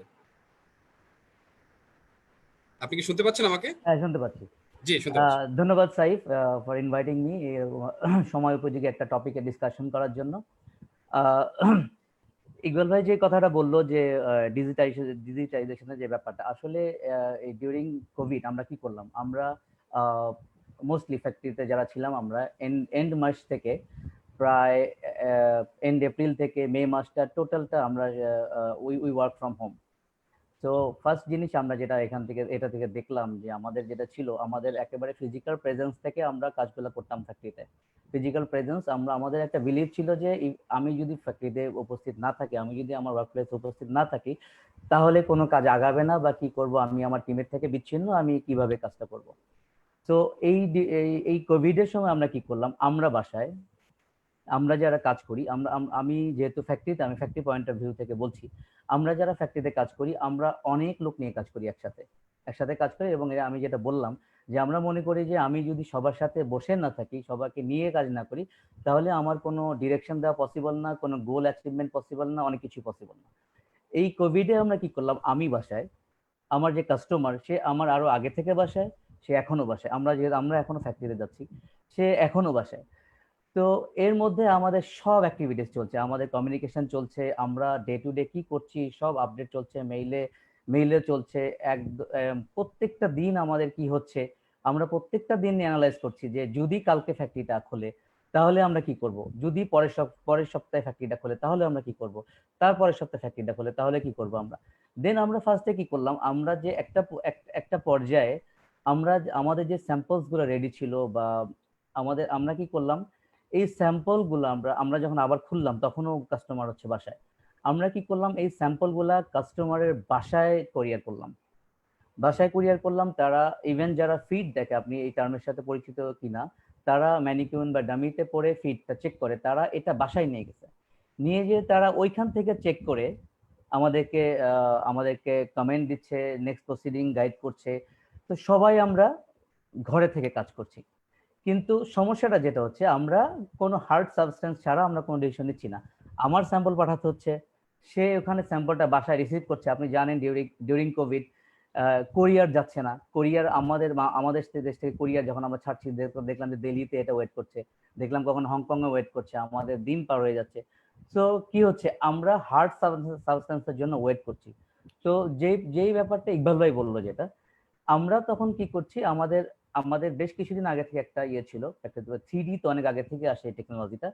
গার্মেন্টের যে 3Dটা এসেছে 3 বছর 4 বছর বা আরো আগে থেকে, কিন্তু সেইভাবে আমরা এটার সাথে ইউজ তো ছিলাম না। মোস্ট অফ দ্য ফ্যাক্টরিজ, আমরা যারা মিড রেঞ্জ থেকে হাই রেঞ্জ ফ্যাক্টরিতে আছি, আমরা এটা অ্যাভেল করি, এটা আমাদের ফ্যাক্টরিতে থাকে। তারপরেও কিন্তু আমরা হার্ড ম্যাটেরিয়ালের যে অভ্যস্ততা, সেখান থেকে বের হয়ে আসতে পারিনি। এখন কি হচ্ছে, এই 3D স্যাম্পলিং যেটা, এটাতে হচ্ছে আপনি একটা শার্ট আপনি গায়ে পরলে কেমন লাগবে সেটা দেখা যাবে, সেটা আপনি চেঞ্জ করলেন কেমন লাগবে, এটাকে প্রিন্ট অ্যাড করলেন, প্রিন্ট তুলে দিলেন, কলার অ্যাড করলেন, কলার তুলে দিলেন, দেখা যাবে। গায়ে পরলে কেমন লাগবে, আমরা বলি এটাকে ড্রেপটা বোঝা যাচ্ছে। ইভেন এটা ক্যাটওয়াক মডেল যখন মানে র্যাম্পে যাবে, সে হাঁটলে তখন এই গুডসটা কেমন দেখা যাবে। সর্বোপরি একটা ডিসিশন নেওয়ার জন্য যারা ডিজাইনার, তারা কি করে, তারা গুডসটা দেখে, লাইভ মডেলে দেখে। আমরা এই জিনিসটাকে, যেটা এখন যে আমাদের সুবিধাটা আছে, এটা হচ্ছে গিয়ে 3D স্যাম্পলিং। 3D স্যাম্পলিং এটা হচ্ছে যে আমাদের গার্মেন্টে এটা নিয়ে আমরা কাজ করা শুরু করেছি। সো এটা আমাদের ডিজিটালাইজেশনের একটা যুগান্তকারী পদক্ষেপ, যে আমরা স্যাম্পলিংটা, কারণ এটা ছাড়া আমাদের কোনো এক্সিকিউশন হচ্ছে না, স্যাম্পলিংটা আমরা এখান থেকে করে ফেলতে পারছি। নাম্বার 2 আসি, যখন কারোর সাথে আমরা বিজনেস স্টার্ট করতে চাচ্ছি, আমরা কি করছি, আমরা মার্কেটিং একটা প্যাকেজ অফার করি, যে এটা আমার ফ্যাক্টরি, আমার এই ফ্যাসিলিটিস আছে। আমরা পিপিটি বলেন বা যে কোনো ভাবে হোক, আমরা থ্রু মেইল, বা আমরা বায়ারকে জানাই যে আমাদের কাছে এটা আছে। দেন শুধু ওই কমিউনিকেশন উপরে কখনো কোনো অর্ডার প্লেস হয় না। দেন কাস্টমার আমাদের দেশে আসে, কাস্টমার আমাদের ফ্যাক্টরিতে আসে, কাস্টমার আমাদেরকে দেখে, আমাদেরকে বোঝে এবং স্ক্রুটিনি করে আর কি, ডিটেইলিং এ যায়, যে যে একটা ডিসিশন নেয়। কিন্তু ডিউরিং কোভিড এটা তো এখন আর পসিবল হচ্ছে না। সো আমাদের ফ্যাক্টরি গুলাকে প্রেজেন্ট করার জন্য আমরা যেমন স্যাম্পলটা 3D তে করতে পারছি, আমরা আমাদের প্রেমিসেস, আমাদের কি কি ফ্যাসিলিটিস আছে, এটা হচ্ছে ভিডিও প্রেজেন্টেশন 3D বা এটা করে আমরা তাদের কাছে পাঠাচ্ছি, তারা এটা দেখছে। এখন আমি যেটা একটা পিপিটি করলাম, আমি একটা স্যাম্পলিং 3D, আমি একটা 3D ইয়ে করলাম, আমার ফ্যাক্টরিটাকে করে তার কাছে দিলাম, এটা বিশ্বাসযোগ্যতা তো তার কাছে ওইভাবে নাই। সো আমাদের একটা কমন ডিজিটাল প্ল্যাটফর্মে আসতে হবে, যেখানে আমার ফ্যাক্টরির লুক যদি দেখতে চায় কাস্টমার, সেটা দেখতে পারবে। আমি কি কি প্রোডাক্ট করতে পারি সেটা আমাকে তার জিজ্ঞেস করতে হবে না, তাকে আমি যদি অ্যাক্সেস দেই। সবারই এইদিকে আসলে আসতে হবে, কারণ কি, আমরা আমাদের বিজনেস কমিউনিকেশনের জন্য অনেক ট্রাভেল করতাম, আমরা ইউরোপে যেতাম, কাস্টমার অফিসে যেতাম, কাস্টমার আমাদের থেকে আরো বেশি বাংলাদেশে আসে, এসে দেখে, আমাদের সাথে বসে এবং বোঝার চেষ্টা করে যে if I am doing everything right or wrong. এবং এই ব্যাপারটা এরকমই হয় যে তারা দেখে নিতে চায়, আপনি যেটা বলবেন দেখেই যে বিশ্বাস করবে সে এরকম না, সে দেখে নিতে চায়। কিন্তু ডিজিটালি এখন যদি আমরা এটাকে একটা কমন প্ল্যাটফর্ম, বিশ্বাসযোগ্য প্ল্যাটফর্ম না করি কাস্টমারের কাছে, হ্যাঁ, যেটা সে ওই আমার প্ল্যাটফর্ম থেকে সে দেখে নিতে পারবে ডিজিটালি, আমরা এটাকে বলি ডেস্কটপ অডিট। এখন যদি কাস্টমার আমার ফ্যাক্টরিতে না আসতে পারে, সে যদি আমাকে বিজনেস পার্টনার করার জন্য আমাকে যাচাই বাছাই করতে চায়, তাহলে তাকে একটা প্ল্যাটফর্ম আমাকে শেয়ার করতে হবে অবশ্যই, যেখান থেকে সে এটা দেখে নিতে পারে। এটা গেল একটা, আমি এক্সিকিউশনের কথা বললাম, যেহেতু আমি এক্সিকিউশন এখানে কাজ করি। এবার আপনি যদি ফিউচার গ্রোথের কথা বলেন, এখন কি হচ্ছে, ডিজিটাল ছাড়া আসলে আর যেটা ইয়ে হচ্ছে, আমাদের ইকোনমির এটা হচ্ছে মেইন পার্ট। আমাদের গার্মেন্ট ট্রেড নিয়ে সার্ভাইভ করে যেতেই হবে, আমাদের অন্য কোনো ওয়ে নাই, সেকেন্ড কোনো ওয়ে নাই। তো আমি অপটিমিস্টিক কথাগুলো বলছি, আমি বলছি না যে মানে ডিউরিং কোভিড, পোস্ট কোভিড, আমাদের আর কোনো ফিউচার নেই। তো এই জিনিসগুলা এখন আমি যদি ডিজিটাল শুধু ব্যাপারটা বলতে চান, আমি আরো বলতে চাচ্ছি যে এখন এই ই কমার্স যেটা চলে আসে, ই কমার্স যেটা হচ্ছে কি এখন সোশ্যাল মিডিয়ার যুগ। যেমন আমরা যদি প্রি কোভিড চিন্তা করি, 1990 আপনি 19 সালটার কথা যদি আমরা চিন্তা করি, আমরা কি দেখলাম বড় বড় কাস্টমারদের তাদের কাছে হিউজ স্টক জমে যাচ্ছে, তারা সেলস প্রেডিক্ট করতে পারছে না, তারা পারচেজ প্রেডিক্ট করতে পারছে না, তার কারণে কি হচ্ছে হিউজ স্টক ক্রিয়েট হচ্ছে, তারা পারচেজ কমাচ্ছে আমাদের কাছ থেকে। তো তাহলে এই যে এই যে কমে গেল তাদের কাছ থেকে, আমরা কি করলাম? আমরা লুজ করলাম হচ্ছে আমরা এই ফিসক্যাল ইয়ারের আমাদের যেতে 19-20 আমরা ফার্স্ট 6 মান্থে 6.21% আমরা আমাদের সেলস লস করেছি। এটা কেন করেছি জানো? আমরা যে রিটেলারদের সাথে ছিলাম তারা তাদের সেলস প্রেডিক্ট করতে পারে নাই, তারা তাদের হিস্টোরিক্যাল যে পারচেজ সেখান থেকে সরে আসে। আমরা যেহেতু তাদের উপর ডিপেন্ডেন্ট, তারা যেখানে আমাদের ক্রয় আদেশ কমাচ্ছে, আমরা ডিপেন্ডেন্ট হয়ে আমরা সাফার করছি, কারণ আমাদের কোনো প্রেডিকশন নাই এখানে। আর লাস্ট কয়েক বছরে আমাদের হিউজ ইনভেস্টমেন্ট যেটা আসছে, প্রত্যেকটা ফ্যাক্টরি যারা আমাদের কারখানা যেগুলো আছে, আমরা অনেক সাইজে অনেক বড় করে ফেলছি, আমাদের ক্যাপাসিটিটা এখন অনেক বড়। সো ই কমার্স চলে আসে এখানে, আমাদের অবশ্যই ই কমার্সের মধ্যে যেতে হবে, কারণ যেই কাছে ইকবাল ভাই যেটা কিছুক্ষণ আগে বললো যে যারা ই কমার্সের সাথে আছে তারা ভালো করছে, যারা ই কমার্সের সাথে নাই তারা ভালো করছে না। কিন্তু এটা তো কাস্টমারের কথা বলছে, কিন্তু আমার সিকিউরিটিটা কোথায়? যদি কাস্টমার আমার কাছ থেকে না কেনে আমি কি করব? আমার তো গার্মেন্টের সেকেন্ড আমার কোনো অপশন নাই। আমাদের যেতে হবে যেই কাস্টমার যে বিজনেসটা শুরু করেছে, আমাদের বিজনেস টু বিজনেস, আমরা বলি এটাকে B2B। সো আমরা যদি একটা আলাদা প্ল্যাটফর্ম করতে পারি যে সরাসরি কাস্টমার আমাদের কাছ থেকে কিনবে, কাস্টমার যদি সরাসরি আমাদের কাছ থেকে কিনতে চায়, সেক্ষেত্রে এখানে আমাদের আগাতে হবে। শুরুতে আমরা এটা ওইভাবে করতে পারবো না, তখন আমি বেছে কাস্টমারের কাছে সরাসরি দিতে পারবো। এখন এটা প্রোডাকশন মডিউল কি হবে সেটা ডিফারেন্ট। তো ডিজিটালাইজেশন যেটা বলা হচ্ছে, ইন্ডাস্ট্রি 4 বলা হচ্ছে, এটার কোনো বিকল্প নাই। এখন আপনি আমাকে বলছেন যে পোস্ট কোভিড, আপনি শিওর কবে পোস্ট কোভিড? আর আদৌ পোস্ট কোভিড যুগে আমরা যেতে পারবো কিনা, আমরা কোভিড মুক্ত একটা সময় নিঃশ্বাস নিতে পারবো কিনা, আমরা তো কেউ জানি না। তো আমরা চিন্তা করছি এখন সবকিছু উইথ কোভিড, আমরা মনে করছি আমরা এইটা নিয়ে প্রিপেয়ার্ড থাকি। তাহলে কি হচ্ছে, আমি আমার প্রোডাকশন যে কোনো কিছু যে কাস্টমার, যেহেতু আমার কমিউনিকেশন নেই, তো এই ডিজিটালাইজেশন বা ভিজুয়াল যে সিস্টেমটা, ভিজুয়াল ম্যানেজমেন্ট সিস্টেম যেটা, এটা আমরা কিছুদিন না প্রায় কয়েক বছর ধরে বাংলাদেশে করার চেষ্টা করছি, কিন্তু প্রয়োজনটা ওইভাবে দেখা দেয়নি। প্রয়োজনটা কি আমি একটু বলি আপনাকে, সেটা হচ্ছে আমাদের কাস্টমার যারা লাস্ট কয়েক বছর ধরে সাফার করছে, সে ফর এক্সাম্পল এই ডেভেনাম সাফার করছে, ডেভেনাম ব্যাংকরাপসি ফাইল করছে না, থাকছে না, কিন্তু এই কোভিডে ব্যাপারটা এত এক্সপিডাইট করলো যে তাদের করে ফেলতে হলো এর মধ্যে। সো আরো কিছু কাস্টমার লিস্ট আছে, আমি নাম বলছি না, তারা কি করছে, তারা তাদের লেন্ডারদের সাথে বসে ফাইন্যান্স জেনারেট করছে। সো সবকিছু মিলে তারা কোভিড নিয়েই থাকতে চাচ্ছে। So good thing is that যে আবার আমরা এখন কাস্টমার যে আমাদের ক্যান্সেল অর্ডার থেকে কিছু আমাদের এখান থেকে আসছে। সো ইকবাল ভাই যে কথাটা আগে বললো যে আমাদের টোটালি প্রিপেয়ার থাকতে হবে, we don't have other option then garmented. তো ডিজিটালাইজেশন যেটা, এটাতে পুরি যেতে হবে। I know this is time consuming, এটাতে টাইম লাগবে, কিন্তু আমাদের যেতে হবে। এটা প্রিপারেশন ছিল আমাদের। আমি একটু বলি আপনাকে, যখন আমরা দেখলাম এই ফিসক্যাল ইয়ারের মাঝামাঝি অবস্থা থেকে আমাদের 6.21% যেটা আমাদের অর্ডার আসা কমে গেল, আমি মেজরিটি নিট ফ্যাক্টরিগুলো আমরা যখন জুন থেকে 19-এর জুন, জুলাই থেকে অগস্ট, সেপ্টেম্বর, অক্টোবর পর্যন্ত 30-40%, 50% ক্যাপাসিটিতে আমরা কাজ করলাম, তখন আমরা দেখতে পারলাম যে সামথিং ইজ গোয়িং সিরিয়াসলি রং। আমরা একটা কি জানতাম? আমরা জানতাম যে সোশ্যাল মিডিয়া, অনলাইন, যারা অনলাইনে নাই আছে তারা ভালো করছে, যারা অনলাইনে নাই তারা ভালো করছে না। হ্যাঁ, তো আমরা কিন্তু বুঝতে পারছিলাম যেটা কিছু নর্মাল হচ্ছে না। আবার আরেকটু যদি আমি পেছনে যাই, আমরা লাস্ট 30 ইয়ারে আমরা এখন 34.13 বিলিয়ন শিপ আমাদের হচ্ছে গিয়ে লাস্ট ইয়ারে এক্সপোর্ট। সো লাস্ট 30 ইয়ারে আমরা অনেক দূর চলে কিন্তু এর মধ্যেও সবকিছুর একটা স্যাচুরাইজেশন বলে যেটাকে, সেটা আছে। সো পরিমিতি বোধ আছে একটা। আমরা লাস্ট 5 বছর ধরে আমরা একই প্রোডাক্টে আছি। লাস্ট 30 বছর ধরে 4টা 5টা প্রোডাক্ট ধরে আছি, যার কারণে আমরা অনেক দূরে চলে আসি। ইভেন আমাদের তার আগের বছরে আমরা প্রায় 12-13% আমাদের এক্সপোর্ট আমরা বেশি করেছি, কিন্তু এটা তো স্যাচুরেটেড হয়ে গেছে, আমাদের তো অন্যদিকে যেতে হবে। এখন অন্যদিকে যেতে হবে মানে কি, সে চায়নাতে যেটা ছিল, চায়নাতে তারা এখন তাদের 30 বেসিক প্রোডাক্ট যারা সেটা চায়না থেকে সরাবে এখান থেকে, আমরা জানি সেটা কি, কিন্তু সেটাতে তো আমাদের কোনো প্রিপারেশন নাই। আই নো যে কি কি তারা তারা তারা করছে। এখন এর মধ্যে যে আমরা আমাদের মানে বিশেষজ্ঞরা বলছে যে তার মধ্যে 14-15 প্রোডাক্ট আমাদের সাথে ম্যাচ করে, কিন্তু সেটাও আমাদের কাছে আসছে না। এটা তো শুধু যেহেতু আমরা টোটালি কাস্টমার উপর ডিপেন্ডেন্ট, তো ওয়ার্ল্ড ইকোনমি, অল পলিটিক্স সবকিছু যেদিকে আমাদের নিয়ে যাবে আমরা শুধু সেটাই ফলো করতে পারবো। কিন্তু আমরা বাংলাদেশ ইন্ডাস্ট্রি নিয়ে যেখানে আসছি, আমরা শুধুমাত্র যেটা আমাদের সামনে এসেছে আমরা সেটা নিয়ে কাজ করেছি। তো যেটা আমাদের যে একটা মাস্টার প্ল্যান, লাইক আমাদের একটা প্ল্যান ছিল আমাদের ইন্ডিপেন্ডেন্সের 50 ইয়ার্স 2021, এই 50 ইয়ার্সে আমরা $50 বিলিয়ন আমরা শিপমেন্ট করবো বা এক্সপোর্ট করবো। সেটার এগেনস্টে আমাদের প্ল্যানটা কি?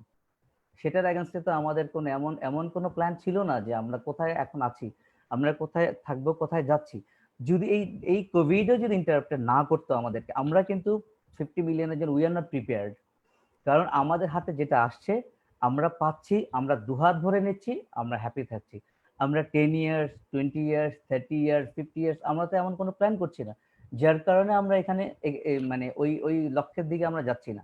সো ডিজিটালাইজেশন যেটা এটা অনেক আসে, এটা কি করবে আমাদেরকে অনেক ইনফরমেশনের সাথে আমাদের কানেক্ট করবে। সো আমরা কি করি, আমরা যখন কোভিড আমাদের এই যে পরিস্থিতি, আমরা কি করি, আমরা কাজ করছি, আমরা স্টাডি করছি, তখন কি কি দেখা যাচ্ছে যে আমি জানতে পারছি যে এই প্রোডাক্টটা এখন দরকার। সে পিপি আমাদের কারেন্ট ফিলার, এখন সবার এখন হার্ট, আমরা পিপি করতে পারবো কিনা এটা নিয়ে আমরা চেস করছি। হ্যাঁ, সব ফ্যাক্টরিতে করছে। তো আমরা এটা নিয়ে আগে করি নাই কখনো যে মানে এই কোভিড, কারণ এত বড় একটা ডিমান্ড।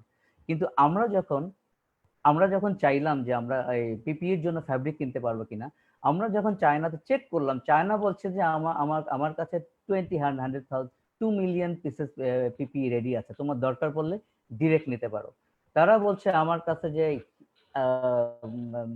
আনলিমিটেড ফ্যাব্রিক আমার এখানে রেডি আছে, তোমরা চাও আমাদের কাছে সরাসরি নিতে পারো। সো তারা ওয়ার্কআউট করছে, তারা প্রেডিক্ট করছে, তারা প্রিপেয়ার্ড হচ্ছে। দ্যাট ইজ ওয়াই তারা 30+ বিজনেস করছে আমাদের এখানে, যার এগেনস্টে আমরা সেকেন্ড পজিশনের থেকেও আমরা 6.5% আমরা বিলং করি এই ট্রেডের থেকে। সো আমরা যখন টোটালি ডিজিটালের মধ্যে যাব, তখন আমরা ইনফরমেশন গুলো পাবো যে এখানে গেলে বা এখানে এই সোর্সে যদি আমরা যাই, দেন আমরা পিপি সংক্রান্ত জিনিসগুলো পাবো। চাইনিজ যে লো প্রোডাকশন, যে চায়নারা কিভাবে করছে, লো প্রোডাকশন কস্ট বা দিস দ্যাট, আমাদের কথা কম্পারিজন, যে সবাই একটা প্ল্যাটফর্মে চলে আসবো। আসলে আমরা শিখতে পারবো, আমরা জানতে পারবো, আমরা প্রিপেয়ার হতে পারবো। এখন আমরা যেটা বলছি যে পোস্ট কোভিড আমরা কি করতে পারি, এখন পোস্ট কোভিড আমরা আসলে কি কি করতে পারি। আপনি দেখেন যে কাস্টমার যার সেল ড্রপ করেছে কত, এখন মানে আমাদের বাংলাদেশেই হচ্ছে গিয়ে $3.15 বিলিয়ন অর্ডার ক্যান্সেল। সো আমি এখানে নতুন বিজনেস কি আশা করতে পারি? আমার এক্সিস্টিং বিজনেস থেকে গ্র্যাব করতে হবে, যেটা আমার কাছে ছিল না, যেটা চায়না করছে। যেই বিজনেসটা চায়না ছেড়ে দিচ্ছে সেটা আমাদের পাওয়ার কথা, সেটা ভিয়েতনামে চলে যাচ্ছে। ভিয়েতনাম পলিটিক্যালি লিয়াজও করছে, তাদের যেখানে আমেরিকা 55% তাদের ইনভেস্টমেন্ট চায়না থেকে সরিয়ে নেওয়ার প্ল্যান করছে, সেখানে ভিয়েতনামে 7-8-10% তাদের ইনভেস্টমেন্ট, তাদের অর্ডার যেটা তারা এটা বাড়াচ্ছে, কিন্তু আমাদের এখান থেকে সেটা কমে যাচ্ছে। আমরা কিন্তু এটা ম্যানেজ করতে পারছি না। সো সেন্ট্রালি কাউকে এটা ম্যানেজ করতে হবে। শুধু যদি আমরা একটা ডিজিটাল প্ল্যাটফর্মে যেতে পারি, সবাই দেখতে পারি কি হচ্ছে, কি হতে পারে, কে কি করছে, দেন সবার জন্য। কারণ কি এক একটা কারখানা আমরা ইন্ডিভিজুয়ালি যদি স্বয়ংসম্পন্ন হতে পারি, তাহলে এইটার ইম্প্যাক্ট কিন্তু গ্লোবাল ইকোনমিতে পড়বে, আমাদের টোটাল এক্সপোর্টে পড়বে। সো আমাদের কোন একটা প্ল্যাটফর্ম নাই যেটা থেকে আমরা সবাই শিখতে পারি, আমরা সবাই জানতে পারি। তো এটা খুবই ইম্পর্টেন্ট। এটা কারো একার পক্ষে সম্ভব না, এটাতে একটা কালেকটিভ ইফেক্ট লাগবে। মেইনলি হচ্ছে গভর্নমেন্টের কালেকটিভ ইফেক্ট লাগবে। আমি একটু অন্য টপিকে যেতে চাই, মানে ইফ ইউ অ্যালাউ মি, সেটা হচ্ছে যে আমাদের ক্যাপাবিলিটি, যেটা আমাদের পোস্ট কোভিড আমাদের প্রিপারেশন, শুধু আমাদের ক্যাপাবিলিটি, অন্য কিছু না। আপনি যদি বলেন ডিউরিং দ্য কোভিড আমরা কি করতে পারি, আমাদের যে ক্রাইসিস আছে, যে ক্যাশ ফ্লো, ক্যাশ ফ্লোটা আমরা কিভাবে বাড়াতে পারি, আমাদের এক্সিস্টিং অর্ডারটা কিভাবে এক্সিকিউট করব, যে অর্ডারটা বায়ার আমার কাছে হোল্ড করেছে সেটা আমি কিভাবে বায়ারের সাথে নেগোশিয়েট করে এটা তাড়াতাড়ি ফ্যাক্টরি থেকে বের করব, কান্ট্রি থেকে বের করব, আমরা পেমেন্টটা আনবো। এটা হচ্ছে এখনকার কথা, কিন্তু ফিউচার যদি বলেন, আমাদের ক্যাপাবিলিটি ছাড়া আমাদের ফিউচার কিছু নাই, কারণ আমরা যেটাতে এক্সপার্ট, আমরা সেই গুডসগুলোতে এমন ভাবে স্যাচুরেটেড, আমাদের প্রোডাক্টগুলোতে যতখানি বিজনেস আমরা পাচ্ছি, এর বাইরে যে বিজনেস আছে সারা পৃথিবীতে, সেটা আসলে আমাদের জন্য না। সেটা যদি আমাদের জন্য থাকতো, সেটা আমাদের অলরেডি চলে আসতো, কারণ আমরা প্রত্যেকটা কারখানা আমরা অনেক বেশি ক্যাপাসিটি নিয়ে ওয়েট করছি সেটার জন্য। তো আমাদের এখন যেতে হবে হচ্ছে গিয়ে ক্যাপাবিলিটির দিক দিয়ে। সো ক্যাপাবিলিটি যদি আমি করতে চাই, সো ক্যাপাবিলিটির ব্যাপারগুলো, এটা হচ্ছে যে কালেকটিভ ইফেক্টের কথা যেটা আমি বললাম, সেটা এখানে বলছি আমি। সো গভর্নমেন্টের ইফেক্ট লাগবে, যে আমার কোথায় সাপোর্ট লাগবে ফর দ্য টাইম বিং। সে আমি যদি নতুন কোনো প্রোডাক্টে যেতে যাই, আমার ম্যাটেরিয়াল সাপোর্টগুলো লাগবে। তা গভর্নমেন্ট বা সবার কাছ থেকে কি হবে, কোনো যেমন শ্রীলঙ্কান গার্মেন্ট ম্যানুফ্যাকচারিং অ্যাসোসিয়েশন, তারা তাদের গভর্নমেন্টকে প্রপোজ করছে যে যে ধরনের ম্যাটেরিয়াল, ফ্যাব্রিক বা ট্রিমস বা অক্সিলারিজ যেটা আমরা প্রডিউস করতে পারছি না, তোমরা এদেরকে শ্রীলঙ্কার ইনভেস্টমেন্টের জন্য ডাকো, লাইক ইপিজেড আর সো। শুধু যারা ম্যাটেরিয়াল ব্যাকওয়ার্ড লিঙ্কেজ নিয়ে তারা কাজ করবে, শুধু তাদেরকে ইনভাইট করবে তারা। তো যদি আমরা গভর্নমেন্টের কাছ থেকে এমন কিছু পাই, সেটা আমাদের এখানে আসে, আমাদের ফ্যাব্রিক আসে, কারণ আমি চাইলেই চায়না থেকে ফ্যাব্রিক আনতে পারবো না, সেক্ষেত্রে আমার প্রোডাকশন টাইমের সাথেও আমার হচ্ছে গিয়ে 4 উইকস 5 উইকস আমার হচ্ছে ট্রানজিট টাইমটা আমার ধরতে হচ্ছে। সো আমরা এখানে কম্পিটিটিভটা আমার থাকবে না। সো এইটা যদি কোনো কিছু আমি লোকালি পাই, যেটা হোক ফরেন ইনভেস্টর, কিন্তু আমার ইপিজেড এর মধ্যে আছে, আমি চাইলে নেক্সট ডেতে পেতে পারি, আমার শিপিং টাইমটা লাগছে না। তো সেই জিনিসটা অনেক কাজে দিবে আসলে। তো আমি আসলে টপিক একটু বড় করে ফেললাম। তো over to you. Thank you so much mister Tasdikul Alam. আমি আপনার কাছে আবার ফেরত আসছি জি কিছু কোশ্চেন নিয়ে। যারা আমাদের সাথে লাইভে আছেন তাদের সবাইকে আবার অনুরোধ করছি, আপনারা দয়া করে এই লাইভটি শেয়ার করবেন, যাতে আজকের এই গুরুত্বপূর্ণ যে আলোচনা হচ্ছে অনেকের কাছে এটা পৌঁছে যেতে পারে।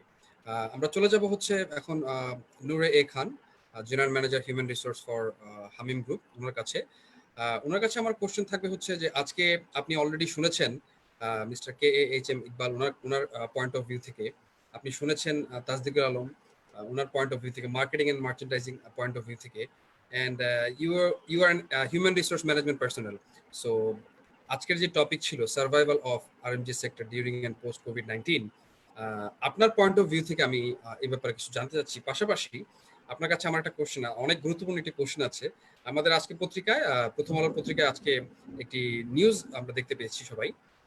আমাদের বিজিএম এর প্রেসিডেন্ট রুবানা হক উনি স্টেটমেন্ট দিয়েছেন, দুর্ভাগ্যজনক হলেও কর্মী ছাড়াই হচ্ছে আমাদের এই সেক্টরে। এই সম্পর্কে আপনি আমাদেরকে যদি কিছু বলতেন।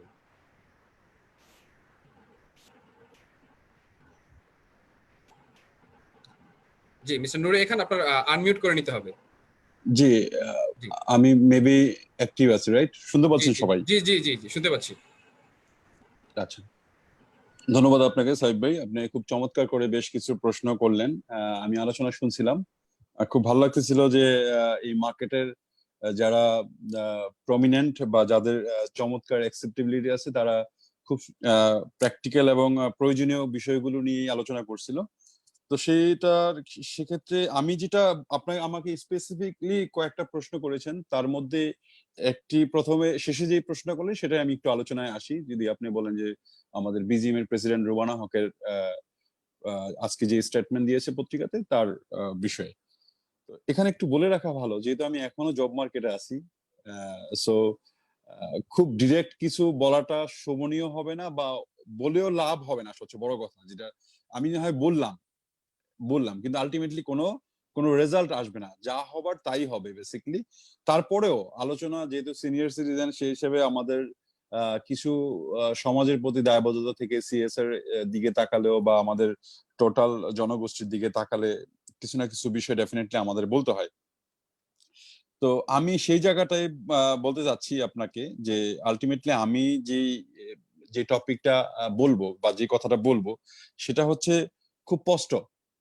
আমাদের গার্মেন্ট সেক্টর যদি আপনি দেখেন 80-র দশক থেকে আজকে যে জায়গাটা এসছে, সেটা কিন্তু খুব পরিষ্কার গোছানো ভাবে আসছে এটা বলাটা খুব ডিফিকাল্ট হবে। আমি বলবো যে খুব পরিষ্কার ভাবে আসেনি। ম্যানেজমেন্টের প্রত্যেকটা জায়গাগুলোই আমি এটাকে বলা হয়, আমি বলি কিচেন ম্যানেজমেন্ট। কিচেন ম্যানেজমেন্ট দেখবেন আমার মা বা আমার ওয়াইফ বা আমার বোনরা যখন রান্না করে তখন আপনি খেয়াল করে দেখবেন যে ওখানে যে হাতের কাছে যাকে পায় তাকেই বলে একটু পেঁয়াজটা দে, তো একটু আলুটা দে, একটু রসুনটা কই, হলুদের বাটিটা কই। এই তাড়াহুড়ার মধ্যে একটা অগোছালো একটা বিষয়, একটা রান্না বাড়ার একটা বিষয়। আমরা কিন্তু ওই আদলেই আজকে এই জায়গায় চলে এসেছি। এটার পিছনে সবচেয়ে বড় ক্রেডিট যদি আপনাকে দিতে হয় তাহলে আমাকে দিতে হবে আমার টোটাল যেই সো-কল্ড আনএডুকেটেড ওয়ার্কফোর্স, যাদেরকে আমরা অশিক্ষিত বলে ওয়ার্কার বলে থাকি।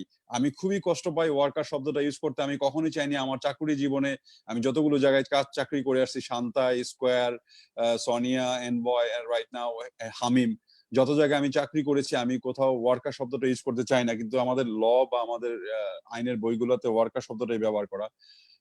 যাই হোক, সো এই নন ম্যানেজমেন্ট যারা আছেন স্টাফ, তাদের কারণেই বেসিক্যালি আমাদের এই জায়গাটায় আমরা এসেছি। আর ইকবাল ভাই খুব সুন্দর করে একটা কথা বললেন যে বিদেশের যেই ব্যাপারগুলো, বিদেশি ওয়ার্কফোর্স যারা এখানে ইলিগালি আছে, এটা নিয়ে অনেক চমৎকার একটা সেশন করা যাবে। আমি দাবি করবো আপনার কাছে এটা নিয়ে একটা সেশন করবেন, আমি অনেক তথ্য দিব। আমি জানি, আবারও বলছি, কোনো লাভ হবে না, কোনো লাভ হবে না, বাট অ্যাটলিস্ট রাতে নিশ্চিন্তে ঘুমাতে পারবো যে কথাগুলো বলতে পারছি, কষ্টগুলো। কারণ being a HR guy, senior HR জায়গায় চাকরি করে অনেক কিছু দেখে আসছি, যেহেতু নিয়োগ থেকে শুরু করে ওদের অ্যাসেসমেন্ট করি, ওদের পারফরমেন্স রিভিউ করি, ওদের কাছে। আর আমি অপারেশনও দীর্ঘদিন দেখে আসছি, 8 বছর অপারেশন করে চাকরি করেছি। সো আমি খুব কাছ থেকে দেখছি ওদের ওয়ে অফ অ্যাক্টিভিটিস, ওদের ফাংশনালিটি, ওদের নলেজ, ওদের ডেপথ, ওদের রিস্ক টেকিং, এই কি বলা হয় এটাকে, যে অ্যাভেলেবিলিটি বা ওদের way of taking the game, তারপরে ধরেন ওনারশিপ বলেন, রেসপন্সিবিলিটি বলেন, এই বিষয়গুলো এর চাইতে ভালো, আমাদের চাইতে ভালো যারা আমরা ক্লোজলি কাজ করেছি তারা কেউ বলতে পারবে না। আমি একটাই ব্যাপারে একটু শুধু একটা কথা বলবো। আমি 8,000 10,000 ইউএসডি তে কাজ করা এমপ্লয়ি দেখছি যারা 10 লক্ষ টাকার মতো বেতন নেয়, 8-9 লাখ 10 লাখ টাকা বেতন নেয়। তারা যেই জবটা পারফর্ম করে, সেই জবটা হার্ডলি 25 থেকে 30,000 টাকা দিয়ে একটা বাঙালি ছেলেকে দিয়ে সম্ভব, খুবই সম্ভব। কিন্তু সেই সম্ভাবনা জায়গাগুলো, যেই ম্যানেজমেন্টের যে ইনগ্রিডিয়েন্ট গুলো আছে, অ্যারেঞ্জমেন্ট আছে, আয়োজনটা আছে, সেই আয়োজনটা জায়গায় প্রবলেম, অ্যাটিটিউডের প্রবলেম, অনেকগুলো বিষয় আছে। এনিওয়ে, আপনি যেটা বলছেন সেই জায়গাটায় আসি আমি। আপনি বলছেন যে আমাকে মিস রুবানা হকের বিষয়ে যদি বলতে বলেন, এটা খুবই দুঃখজনক। এক বাক্যে যদি বলি, খুবই দুঃখজনক, খুবই কষ্টকর। কারণ আমরা প্রত্যেকটা মানুষ, আমরা যে কি গার্মেন্টস এর পরিবেশ আমরা সবাই জানি। যদি আমাদের কমপ্লায়েন্স আছে, আমাদের অনেক অনেক বিষয় আছে, ডেফিনেটলি আমরা ওয়ার্ল্ড এর মধ্যে সবচেয়ে। আজকে সকালে আমার এক বন্ধু ইউএসএ তে চাকরি করে, একটা প্রোডাকশন হাউসে, ওর সাথে কথা হচ্ছিল, ও প্ল্যানিং ম্যানেজার ওখানে। আমি বললাম তোমাদের অডিট টডিট গুলা কেমন হয়? হাস্যকর বন্ধু, অডিট বলতে যাবো যা, ও বিশ্বাস লাইভে দেখতেছে আমার এই প্রোগ্রামটা, বললো যে খুবই হাস্যকর, ওরা অডিট বলতে যা করে আইসা মালিকদের সাথে গল্প করে, কাগজপত্র দেখে চলে যায়। আর আমাদের এখানে যা করে অডিটররা, এখানে বাঙালি ছেলেগুলা যারা জীবনে কোনোদিন ফ্যাক্টরিতে চাকরি করে নাই, এবং খুব দুঃখ লাগে, কষ্ট লাগে, যা ওরা আইনের ভাষাগুলো পড়ে এসে মনে হয় যে আইনের ভাষা তো থাকবেই, ভাষা তো ভাষাই, সেটা প্র্যাকটিক্যালিটি বা ফিজিবিলিটি টেস্ট করে আপনাকে যে অ্যাপ্রোচ গুলা দরকার, যে অ্যাপ্লিকেশন গুলো দরকার, সেই জায়গাতে ফার ফার ডিফারেন্স। এবং ওরা কিন্তু যখন চাকরি হারায়, যখন এসে বলে যে স্যার এখন একটু চাকরি দেন, আমরা তো বাইং হাউস থেকে না করে দিয়েছি বা আমার কন্ট্রাক্ট শেষ, তখন মনে মনে কষ্ট লাগে। আর মনকে বুঝাই যে তোমাকে এখন যদি চাকরি দেয়, তুমি কি এটা অডিট ওইভাবে ফেস করতে পারবা যেভাবে তুমি এতদিন করে আসছো? এনিওয়ে, এগুলা বলতে গেলে আবার ডিবেট হবে, যদিও আমি মার্কেটে বেশি দিন থাকবো না, অলরেডি ডিসাইডেড, হয়তোবা আর 2-1 মাস বা এই সিচুয়েশন যে কোনো সময় নিজের মতো করে কিছু করতে যাচ্ছি। যাই হোক, তো এখন মূল কথাটা হচ্ছে যেটা, সেটা হচ্ছে যে এই জায়গাগুলো নিয়ে এইভাবে কথা বলাটা খুবই দুঃখজনক। কারণ প্রত্যেকটা ইনস্টিটিউটের, প্রত্যেকটা প্রতিষ্ঠানের নিজস্ব ম্যানেজমেন্ট আছে, প্রত্যেকটা প্রতিষ্ঠান নিজস্ব কিছু সিওসি অনুযায়ী চলে। সো এটা যার যার প্রাতিষ্ঠানিক বিষয়, এইভাবে কমনলি বা মোটা দাগে কথা বলাটা সঠিক না এবং শোভনীয় না। এতে করে অনেকে সুযোগ পেয়ে যায়। কারণ আমাদের এই সেক্টরটা থেকে কিন্তু যা বেনিফিট নিয়ে নিয়েছে, এখন আসলে খুব ডিফিকাল্ট। যারা বিজনেস করতেছেন বা সঠিক পথে যারা বিজনেস করতে চান, তাদের জন্য আসলে ডিফিকাল্ট, অনেক কঠিন। সো যারা সুযোগ সন্ধানী তাদেরকে সুযোগ করে দেয়া, এই ধরনের শব্দগুলো ইউজ করা উচিত না। যারা এই সেক্টর থেকে টাকা নিয়ে ব্যাংক করেছেন, হসপিটাল করেছেন, তারপরে অন্যান্য পার্সোনাল বিজনেস করেছেন, বড় বড় বিলাসবহুল ব্যবসা প্রতিষ্ঠানের জন্য বড় বড় মার্কেট করে ভাড়া দিয়েছেন, তারপরে অন্যান্য গভর্নমেন্টের বড় বড় চেয়ার দখল করে নিয়েছেন, তো তাদেরকে সুযোগ করে দেওয়া হয় এই ধরনের কথাগুলো বলা। বাট কষ্টকর ব্যাপার। এবার আসে আপনার মূল টপিকে, আপনি যেটা নিয়ে পোস্ট কোভিড সিচুয়েশনে বিজনেসটা টিকবে কিনা আরএমজি। দেখুন, পরিষ্কার করে বলি, বাংলাদেশের বিজনেস ডেফিনেটলি টিকবে এবং অনেক বেশি টিকবে। এটার মূল রিজনটা হচ্ছে আমাদের যে আয়োজন। আজকে ওয়ার্ল্ডের টপ 10টা ফ্যাক্টরি যদি আপনি কাউন্ট করেন, প্লাটিনাম সার্টিফাইড, তারপর আপনার গ্রিন ফ্যাক্টরি বলেন, লিড বলেন, যাই বলেন না কেন, আমাদের 7-8টাই আমাদের দেশে। সো আমরা না টিকলে কারা টিকবে? বাট আমাদের টাকার জন্য, আমাদের টিকে থাকার জন্য যেই বিষয়গুলো সবচেয়ে বেশি দরকার, সেটা একটু আগে আমাদের যে ভাই আলোচনা করে গেলেন, ওই ভাইয়ের কণ্ঠের সাথে আমি একমত বা একইভাবে বলতে চাই। সেটা হচ্ছে আমাদের কালেকটিভ একটা বেটার সলিউশন দরকার, কম্প্যাক্ট একটা সলিউশন দরকার, যেটা লিড নিতে হবে গভর্নমেন্টকে। এখানে আরএমজির একটা মিনিস্ট্রি খুব ইম্পর্টেন্ট, লেবার মিনিস্ট্রি যেটা আছে সেটাকে হিউম্যান রিসোর্স ম্যানেজমেন্টের আদলে এনে, আরএমজির আদলে এনে একটা মন্ত্রণালয় দরকার। আমি অনেকগুলো মন্ত্রণালয়ের নাম বলতে পারি, যে মন্ত্রণালয়গুলো বাংলাদেশের 99.99 জনগণ চায় না। এরকম এই মন্ত্রণালয়গুলো কোনো দরকার নেই, কোনো প্র্যাকটিক্যাল কোনো অ্যাপ্লিকেশন নেই বা কোনো প্রয়োজনীয়তা নেই। অথচ এই দেশের একটাই সম্পদ, সেটা হলো হিউম্যান রিসোর্স, মানব সম্পদ। আমরা এই দেশের প্রধান সম্পদ। আমাদের প্রচুর শক্তি সামর্থ্য আছে, এনার্জি আছে, মেধা আছে। সেটাকে ইউজ করার জন্য একটা মন্ত্রণালয় দরকার, যেটা আধুনিক এবং মানব দক্ষতা করার জন্য, আধুনিক গ্লোবালি চ্যালেঞ্জ নেওয়ার জন্য, আধুনিক একটা ফোর্স করার জন্য একটা মন্ত্রণালয় দরকার। সেটার আদলে এনে আমাদের এই ওয়ার্কফোর্স গুলোকে প্র্যাকটিক্যাল লাইফে নিয়ে এসে গ্লোবাল চ্যালেঞ্জটা নেওয়া দরকার। আর বিজনেসের ব্যাপারে আমি আরেকটু বলবো, সেটা হচ্ছে যে প্রচুর অর্ডার চলে আসছে আল্লাহর রহমতে। আমাদের বড় বড় কোম্পানিতে যারা আমার অনেক ছাত্র, আমি যেহেতু দীর্ঘদিন যাবো শিক্ষকতা করি, আমার অনেক ছাত্র আছে মার্চেন্ডাইজিং এ। ওরা কালকে আমাকে ফোন করে বলতেছিল, স্যার আমার কোম্পানি 7 লাখ পিস কনফার্ম করছে আজকে। কেউ বলো স্যার আমি 3 লাখ পিস কনফার্ম করছি। So order is coming. এখন বিষয় হচ্ছে আমাদেরকে ধৈর্য ধরে থাকতে হবে এই প্যান্ডামিকটা, because it is not the game for us only, it is a global challenge. So এটাকে আমাদেরকে সবাইকেই নিতে হবে। ওয়ার্কারদের যে শব্দগুলা আমরা বলে থাকি, ওয়ার্কার প্লাস আমরাও যারা আমরা চাকরি করি, সবাই ওয়ার্কার বেসিক্যালি, মালিক ছাড়া। সো আমাদের দিকে তাকানো উচিত। আমরা সবাই খুব লাইফ লিড করতেছি আসলে আতঙ্কের মধ্যে। আমরা যে বাইরে যাই, ফ্যাক্টরিতে চাই, রাস্তাঘাটে চলাফেরা করি, আমরা কিন্তু প্রত্যেকটা মানুষ পরিবার দিকে তাকিয়ে করতেছি না, আমরা শুধুমাত্র রুটি রুজি দিয়ে তাকিয়ে কাজগুলো করছি। সো আমাদের প্রত্যেকেরই দিকে তাকানো উচিত। এখানে গভর্নমেন্টের একটা চাকরিজীবী অসুস্থ হলে এই প্রণোদনা পাবে, ওই পাবে, সেই পাবে, বা মারা গেলেই হবে। আর আমাদের গার্মেন্ট সেক্টরে একটা মানুষ অসুস্থ হলে তার চাকরি চলে যাচ্ছে। এটা কত কষ্টকর একটা বিষয়, কত দুঃখজনক বিষয়। আমি আমার চেয়ারে বসে এই কথাগুলো বলতে চাই না পাবলিকলি, কিন্তু ভিতরটা ভেঙে যায় যখন চিন্তা করি, ইমোশনাল হয়ে যায়। কিন্তু কি করব, কিছু করার নেই, কিচ্ছু করার নাই। সো সেই জায়গা থেকে বলছি যে বিজনেস নিয়ে এত চিন্তা করার কিচ্ছু নাই। কুরবানির পর থেকে ভয়াবহ রকমের কাজের ফ্লো আসবে। আমি আজকে বলে যাচ্ছি আপনাকে, চায়না বিজনেসটা ওয়ার্ল্ডের জন্য একটা থ্রেট। সো এই বিজনেসের 2% যদি আমার দেশে চলে আসে, আমরা ভেসে যাব, আমরা কাজ নিয়ে শেষ করতে পারবো না। যদি আবার প্রশ্ন থাকে আবার আসবো। সাইদ ভাই, অনেক অনেক ধন্যবাদ আপনাকে মিস্টার খান। আমি কে এইচ এম ইকবাল এবং মিস্টার তাজদিকুল আলম, ওনাদের কাছে আবার চলে যাচ্ছি। আপনাদের দুজনের কাছে আমার একটা কোশ্চেন। আমাদের যেটা আমাদের লাইভ চলাকালীন আমাদের পেজে এসেছে, if the buyers cancel their pipeline and current orders, what should the RMG companies do? আপনারা যদি ভলান্টিয়ারলি কেউ এই কোশ্চেনটার অ্যান্সার করতেন। আমি এর আগেও এই পয়েন্টটা টাচ করেছি, যে আমাদের একটা সিকিউর পেমেন্ট নাই বললেই চলে। আমরা এখন কন্ট্রাক্ট করছি, সেলস কন্ট্রাক্ট করছি, এবং এই সেলস কন্ট্রাক্ট গুলির লিগ্যালি এটার কোনো ভ্যালু নাই। সত্যি কথা বলতে লিগ্যালি কোনো ভ্যালুই নাই এটা। তো এই কারণেই আপনার প্রোডাকশন যে অবস্থাতেই থাকুক, র ম্যাটেরিয়াল পারচেস করেছেন নাকি গার্মেন্টস পুরো কমপ্লিট করেছেন, না আপনি অলরেডি জাহাজে তুলে দিয়েছেন, ব্যাপার নয়। আমি কাস্টমার যদি আমি মনে করি যে আমি নিতে চাই না, তবে তার এখানে সমস্ত যে কন্ডিশন গুলি সেট করা থাকে, তার ইচ্ছা করলে সে পেমেন্ট অনেক দেরি করতে পারে এবং কি তারা নাও করতে পারে।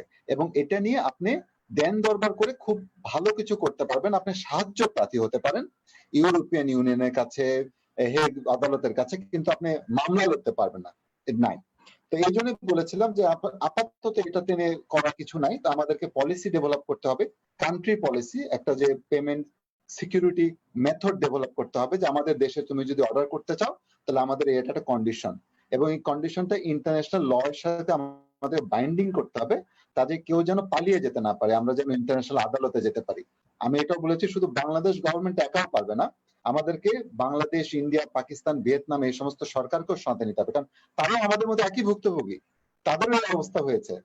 তা তাদেরকে নিয়ে আমাদেরকে একটা পেমেন্ট টার্মের একটা পলিসি ডেভেলপ করতে হবে, যাতে আমাদের কাস্টমার আমাদের সাথে প্রতারণা করতে না পারে। তারা করেন না, প্যান্ডেমিক সিচুয়েশনে কেউ কেউ অবস্থার শিকার হয়ে করেছেন, কেউ কেউ ইচ্ছাকৃত ভাবে করেছেন। আমরা যাতে অবস্থার শিকার না হই, আমাদেরকে পলিসিটা ডেভেলপ করতে হবে। বর্তমানে আমাদের এটা নেই বললেই চলে। ধন্যবাদ সাইফুল।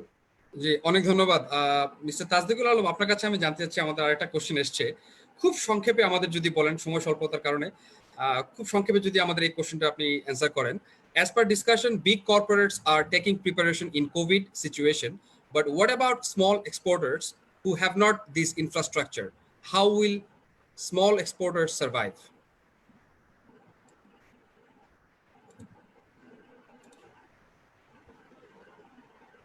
জি, স্মল স্পোর্টার আর যেটা বলছেন যে যারা যারা হচ্ছে সাইজে বড়, বা যারা বলছেন ভার্টিক্যাল, বা যারা টোটালি টোটাল নিজেদের বিজনেস নিজেরা কন্ট্রোল করে, সবার একটা বিজনেস পলিসি আছে। যেমন আপনি if you are from vertical setup, then আপনার সব, আপনি তখন কোনো একটা কন্ট্রাক্ট যখন করতে যাবেন বা আপনার বিজনেসটাকে আপনি দেখবেন ইন অ্যান এভারেজ। কারণ এই বিজনেসের সাথে সম্পর্কিত সবকিছুই আপনি আপনার মতো করে প্রোভাইড করবেন। আপনি যে কোনো এক জায়গা থেকে আপনার মার্জিনের জন্য স্পেক করবেন, বা আপনি সামহাও আপনি সার্ভাইভ করে যাবেন। কিন্তু যারা ছোট বলতে চাচ্ছেন, আমি যদি একটু স্পেসিফিক করে বুঝতে চাই, যদি তাদেরকে বলেন যে যারা ভার্টিক্যাল না, বা যারা শুধু স্টিচিং করছে, বা যারা শুধু ফ্যাব্রিক করছে, তো তাদের একটা কাস্টমার বেজ আছে। তো এখন যে আউটব্রেক যে সিচুয়েশন, এটাতে সবাই ইম্প্যাক্টেড, ছোট বড় সবাই ইম্প্যাক্টেড। আর ইম্প্যাক্ট গুলা এবং মানে প্রবলেম গুলা যেগুলা সবার একই রকম। ছোট যারা, তাদের যেমন প্রবলেম, বড়দের বড় রকম প্রবলেম।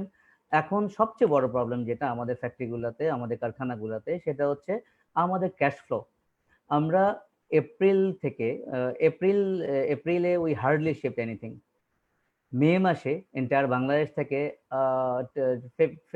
15-20% উপরে এক্সপোর্ট এখান থেকে হয় নাই। এর মধ্যে আমরা যেটা করলাম, আমরা একটা স্যালারি দিলাম, এর মধ্যে আমরা একটা বোনাস দিলাম এখানে। সো আমি যদি বলছি যে হার্ট, তো ইন্ডাস্ট্রি হার্ট হচ্ছে কারখানাগুলো। সো এখন তার মধ্যে হচ্ছে যে আমাদের এর মধ্যে যেই আমাদের হাতে যেই ক্রয়াদেশগুলো ছিল, এগুলো আমাদের এক্সপোর্ট করতে হচ্ছে। তো এগুলোর জন্য ম্যাটেরিয়ালে একটা খরচ। তো সব রকম খরচ যখন আমরা এখানে দিচ্ছি, তখন আমাদের যে ক্যাশ ফ্লোটা হচ্ছে এখন মেইন প্রবলেম। এই প্রবলেমটা ছোট বা বড় কারোর জন্য আলাদা কিছু না, সবার জন্য একই প্রবলেম। সবার জন্য এখন সার্ভাইভালের পথ একটাই, সামহাও ক্যাশ রিগেইন করতে হবে। যদি আপনি যে কোশ্চেনটা একটু আগে করলেন, যদি কাস্টমার আমাদের অর্ডার ক্যান্সেল করে দেয়, দেন আমার কি করণীয় আছে?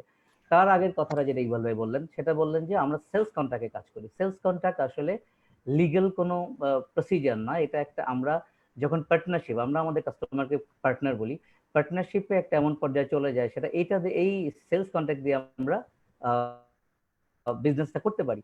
তো পার্টনারশিপের এমন একটা পর্যায়ে কেউ যদি ক্যান্সেল করতে চায়, তো কমিউনিকেশন, তারপরে যে কোনো ভাবে হোক অপশন ক্রিয়েট করা, যে এই প্রোডাক্টে কনভার্ট করা যায় কিনা, এটা করা যায় কিনা।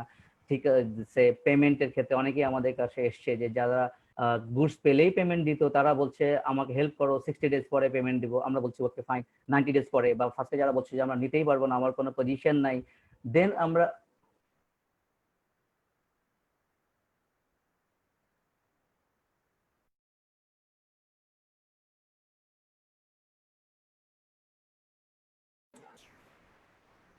তাজদিক সাহেব, আপনি কি শুনতে পাচ্ছেন আমাকে? আপনার ভিডিওটা কাইন্ডলি যদি একটু শেয়ার করতেন আমাদের সাথে। আচ্ছা, সময় স্বল্পতার কারণে maybe there is an interruption. আমি মিস্টার খানের কাছে আবার চলে যাচ্ছি। যে কোশ্চেনটা, যে ব্যাপারে আপনি আমাদেরকে অলরেডি বলেছেন, কর্মী ছাঁটাই বা এই সংক্রান্ত যে স্টেটমেন্ট আপনি দিয়েছেন, thank you so much for your valuable contribution. আসলে অনেক পজিটিভ কথা আমরা শুনেছি আপনার কাছ থেকে। পাশাপাশি আমি যদি একটু ছোট করে জানতে চাই আপনার কাছে, যদি আমরা এই পদক্ষেপ নেই, স্পেশালি আমরা যদি এখন কর্মী ছাঁটাই বলি বা এই ধরনের পদক্ষেপ যদি নেই আরএমজি সেক্টরে, এটা আপনি human resource management point of view থেকে কিভাবে এটা দেখবেন? I mean to say like কিভাবে আসলে করা উচিত যদি করতেই হয়, আর নীতি নির্ধারকদের কাছ থেকে আসলে আমরা কতটুকু সমর্থন পাচ্ছি, বা কিভাবে তারা আমাদের সাপোর্ট করছেন এই কর্মী ছাঁটাইয়ের ক্ষেত্রে? ধন্যবাদ সাইফ ভাই। সেটা হচ্ছে যে হ্যাঁ, বিজনেসের যেহেতু প্রাইভেট অর্গানাইজেশন, এটা সোনালী ব্যাংক না গভর্নমেন্ট লোকসান দিয়ে গেল যে চালাতে হবে বা বাধ্য, যেহেতু এটা প্রাইভেট বা মালিক কর্তৃক এটা পরিচালিত, তার একটা ব্যাংকের লাইবিলিটি থাকে, লোন থাকে। সো ডেফিনেটলি সে তো 30% কাজ দিয়ে বিজনেস দিয়ে সে 100% ওয়ার্কফোর্সকে পেইড আপ করতে পারবে না।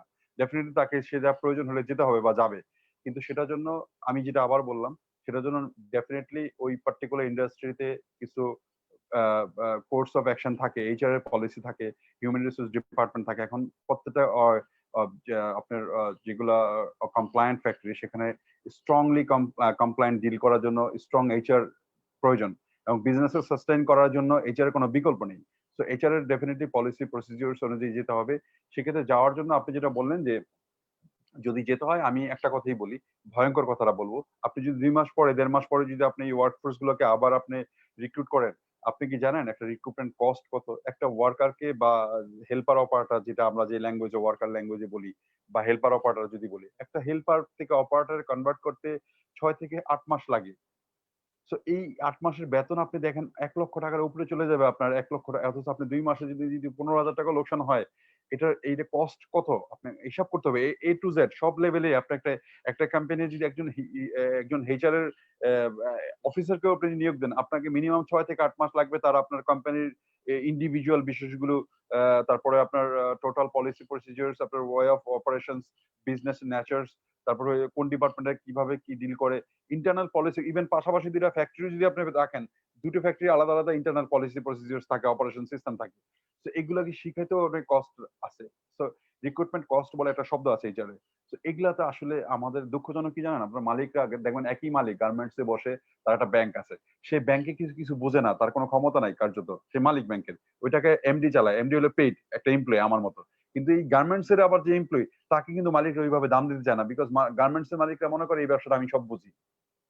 ট্রু, ডেফিনেটলি সে বোঝে এবং তার হাত দিয়ে হয়েছে, কিন্তু বিজনেস একটা সময় সাস্টেইন করানোর জন্য তাকে ডেফিনেটলি কর্পোরেট কালচারে যেতে হবে।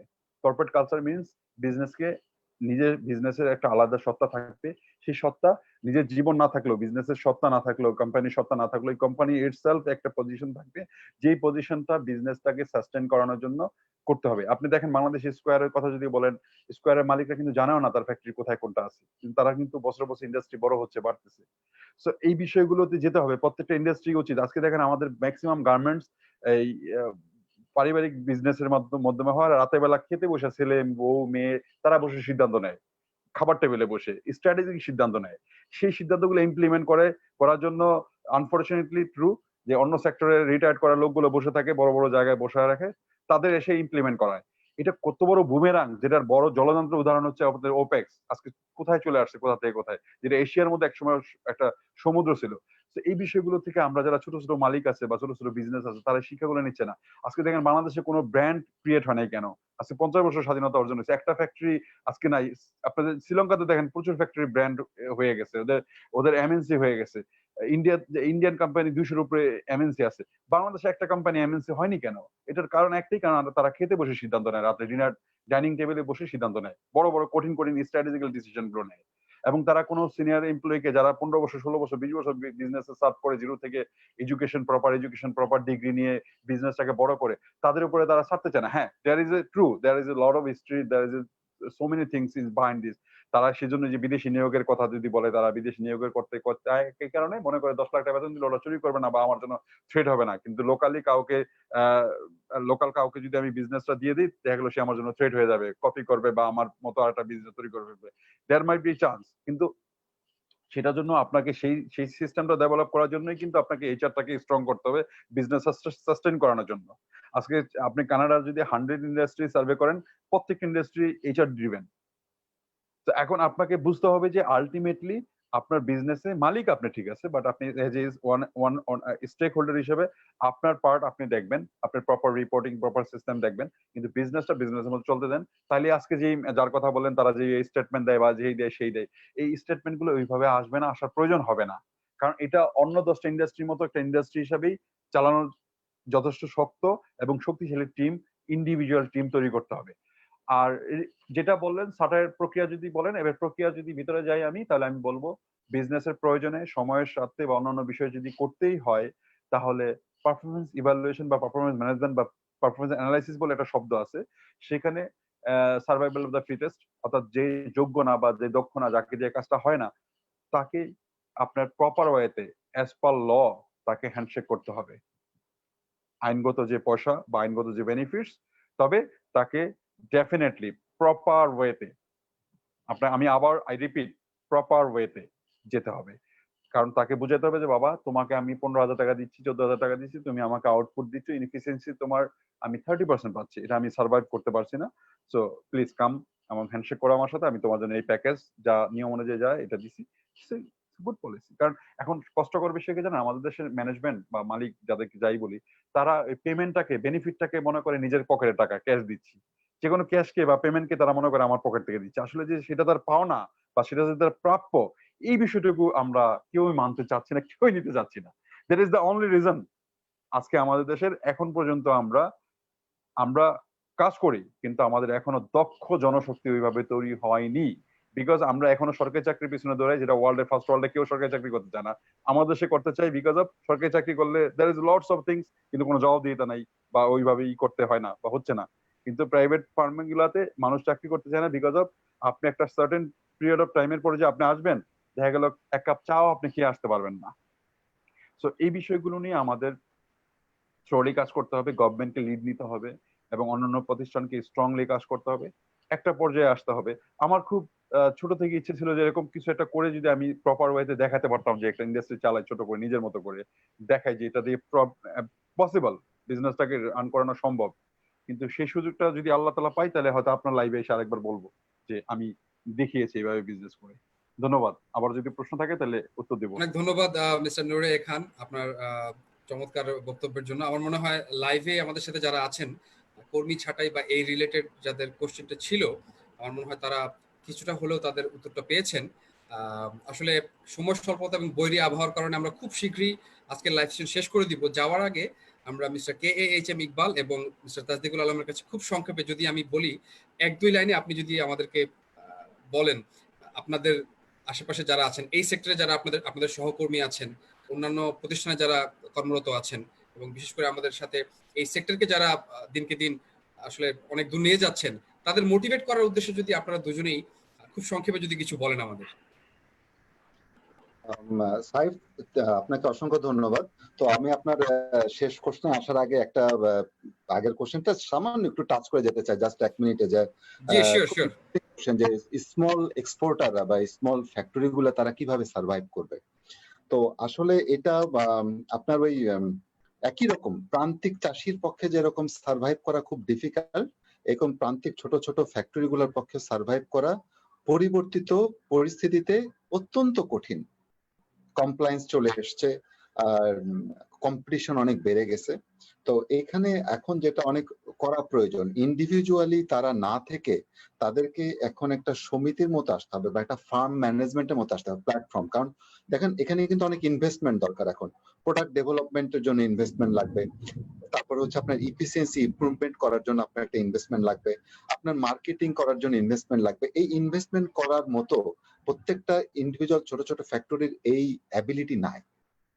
তো তারা যদি একটা মনে করেন যে এক্সেলেন্সি যদি তারা ফর্ম করে, তো তারা কিছু ওখানে অল্প কন্ট্রিবিউশন করে একটা বড় ফান্ড করে তারা ওখান থেকে প্রোডাক্ট ডেভেলপমেন্ট টেকনোলজিটা নেয়, সাপোর্টটা নেয়, ইফিসিয়েন্সি সাপোর্টটা নেয়, যেন আমি একটা 2 লাইনের ফ্যাক্টরি করতে যাচ্ছি, তো ওইখান থেকে তার প্ল্যাটফর্ম থেকে তুমি 2 লাইন করবে ভালো আছে, কিন্তু তুমি লাইনটা এইভাবে সেট আপ করো। এটা আমাদের অন্যান্য অনেক ফ্যাক্টরি থেকে আমরা অর্জিত জ্ঞান পেয়েছি, অনেক ম্যাচুর আই আমাদের আছে, তারা বলেছে তুমি এভাবে সেট আপ করো, মার্কেটিংটা তুমি এইভাবে করো। তো এই সাপোর্ট গুলি তাদের এখন এইভাবে দরকার, না হলে তারা ইন্ডিভিজুয়ালি আর বেঁচে থাকার তাদের স্কোপ নাই। ধন্যবাদ। আর শেষ কোশ্চেন যেটা বলছেন যে ইন্সপায়ার করার কথা, আমার মনে হয় নুরে আলম ভাই যে এটা বলেছেন, এরপরে ইন্সপিরেশনের আর কোনো জায়গা বাকি থাকে না।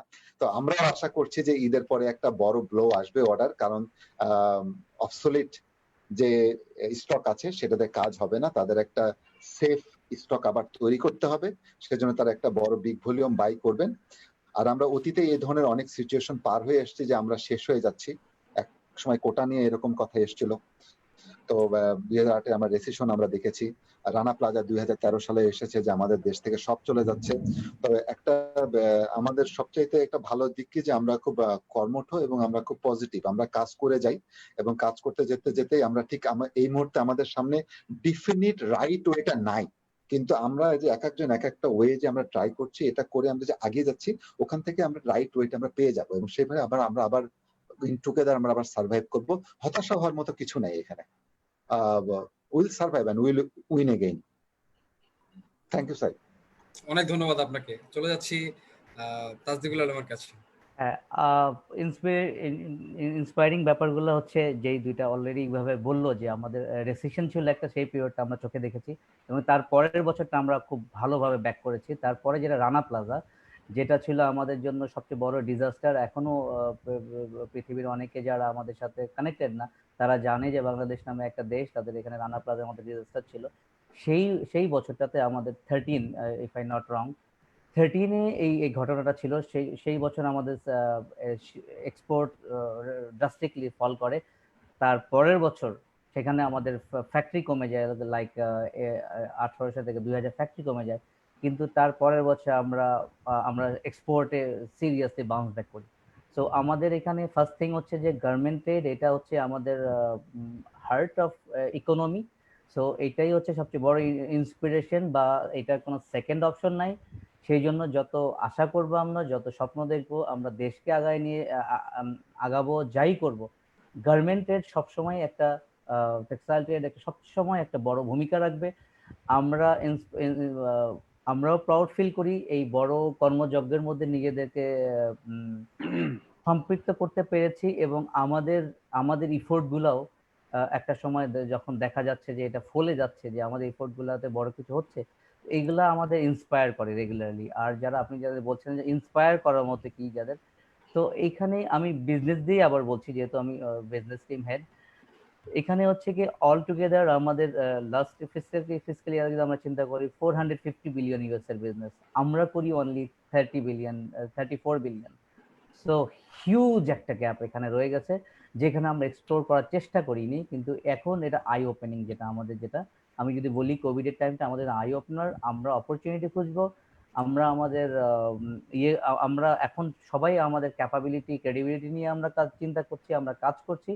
সো আমরা একটা ওয়ে ঠিকই বের করে ফেলবো এই গার্মেন্ট ট্রেডে আরো মানে ডাবল ট্রিপল ওয়েতে বাউন্স ব্যাক করার জন্য। Thank you.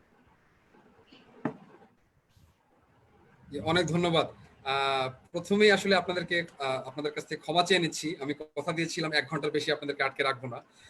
আসলে 1 ঘন্টা অতিক্রম করে ফেলেছি। বাট সম্মানিত অতিথিদেরকে অনেক অনেক ধন্যবাদ আপনাদের মূল্যবান সময়ের জন্য। পাশাপাশি আমাদের সাথে যারা লাইভে ছিলেন তাদেরকে অনেক ধন্যবাদ। এবং আপনারা অনেক কমেন্ট করেছেন, অনেকের কোশ্চেন আমরা চেষ্টা করেছি আমাদের অতিথিদের কাছে প্লেস করার। আর আজকের লাইভ সেশনের আমার অ্যাচিভমেন্ট হচ্ছে, আমাদের ফেসবুক পেজে একজন কমেন্ট করেছেন, Abu Musa Khalid, thanks goes to dear Saeed ভাই, কিউকি Asia, of course all speakers also. This is my achievement from this live session, I believe. এবং পাশাপাশি আপনারা এই লাইভটি যারা দেখেছেন, দয়া করে শেয়ার করবেন, যাতে আমরা আরো বেশি মানুষের কাছে পৌঁছে যেতে পারি। আমরা আরএনজি সেক্টর নিয়ে আবারও লাইভ নিয়ে আসছি খুব শীঘ্রই। এবং আজকে কিউকি এশিয়া লিমিটেডের পক্ষ থেকে অনলাইন ট্রেনিং লঞ্চ করা হয়েছে। জুলাইয়ের 3 তারিখ এবং 4 তারিখে আমরা প্রথম অনলাইন ট্রেনিং এ যাব, বেসড অন ট্রেড ফাইন্যান্সিং এর উপর আমাদের প্রথম অনলাইন কোর্স থাকবে। এবং আমাদের ট্রেনার থাকবে হচ্ছে BIBM, Bangladesh institute of bank ম্যানেজমেন্টের ফর্মার ডাইরেক্টর জেনারেল তৌফিক আহমেদ চৌধুরী, ডক্টর তৌফিক আহমেদ চৌধুরী। পাশাপাশি আমাদের আরো ইন্ডাস্ট্রি এক্সপার্টস থাকবেন এই ট্রেনিং এ। সো আপনারা যারা ইন্টারেস্টেড তারা আমাদেরকে ইমেল করতে পারেন info@qaqasia.com। পাশাপাশি আমাদের ফেসবুক পেজে আপনারা কমেন্ট করে আমাদের জানাতে পারেন। আমরা আরো লাইভ নিয়ে আসছি, আরো ট্রেনিং নিয়ে আসছি, আমাদের সাথে থাকবেন, আমাদেরকে উৎসাহিত করবেন। আমি সবসময় যে কথাটা বলি, আপনাদের প্রশংসা, আপনাদের ভালোবাসা এবং আপনাদের তিরস্কার, সমালোচনা আমরা একসাথে সাদরে গ্রহণ করবো। সো আমাদের সাথে থাকুন, আমাদের সমর্থন করুন। সবাইকে অনেক অনেক ধন্যবাদ জানাচ্ছি। আমাদের সম্মানিত অতিথিদেরকে আবারও ধন্যবাদ জানাচ্ছি। আপনারা ভালো থাকবেন, সুস্থ থাকবেন, নিজেদের খেয়াল রাখবেন। এবং অবশ্যই আমরা যারা দৈনন্দিন কাজে বাইরে যেতে হচ্ছে আমাদের, আমরা সর্বোচ্চ সতর্কতা অবলম্বন করব, specially during this global and national crisis. সবাই ভালো থাকবেন, সুস্থ থাকবেন। আজকের মতো বিদায় নিচ্ছি। দেখা হচ্ছে আগামীকাল রাত 10টায়। আমাদের টপিক থাকছে role of e commerce during and post কোভিড-19। কারা থাকছে আমাদের সাথে আগামীকাল রাত 10টায়? কাইন্ডলি চোখ রাখুন আমাদের ফেসবুক পেজে। অনেক ধন্যবাদ। সবাই ভালো থাকবেন, সুস্থ থাকবেন। আসসালামু আলাইকুম। আর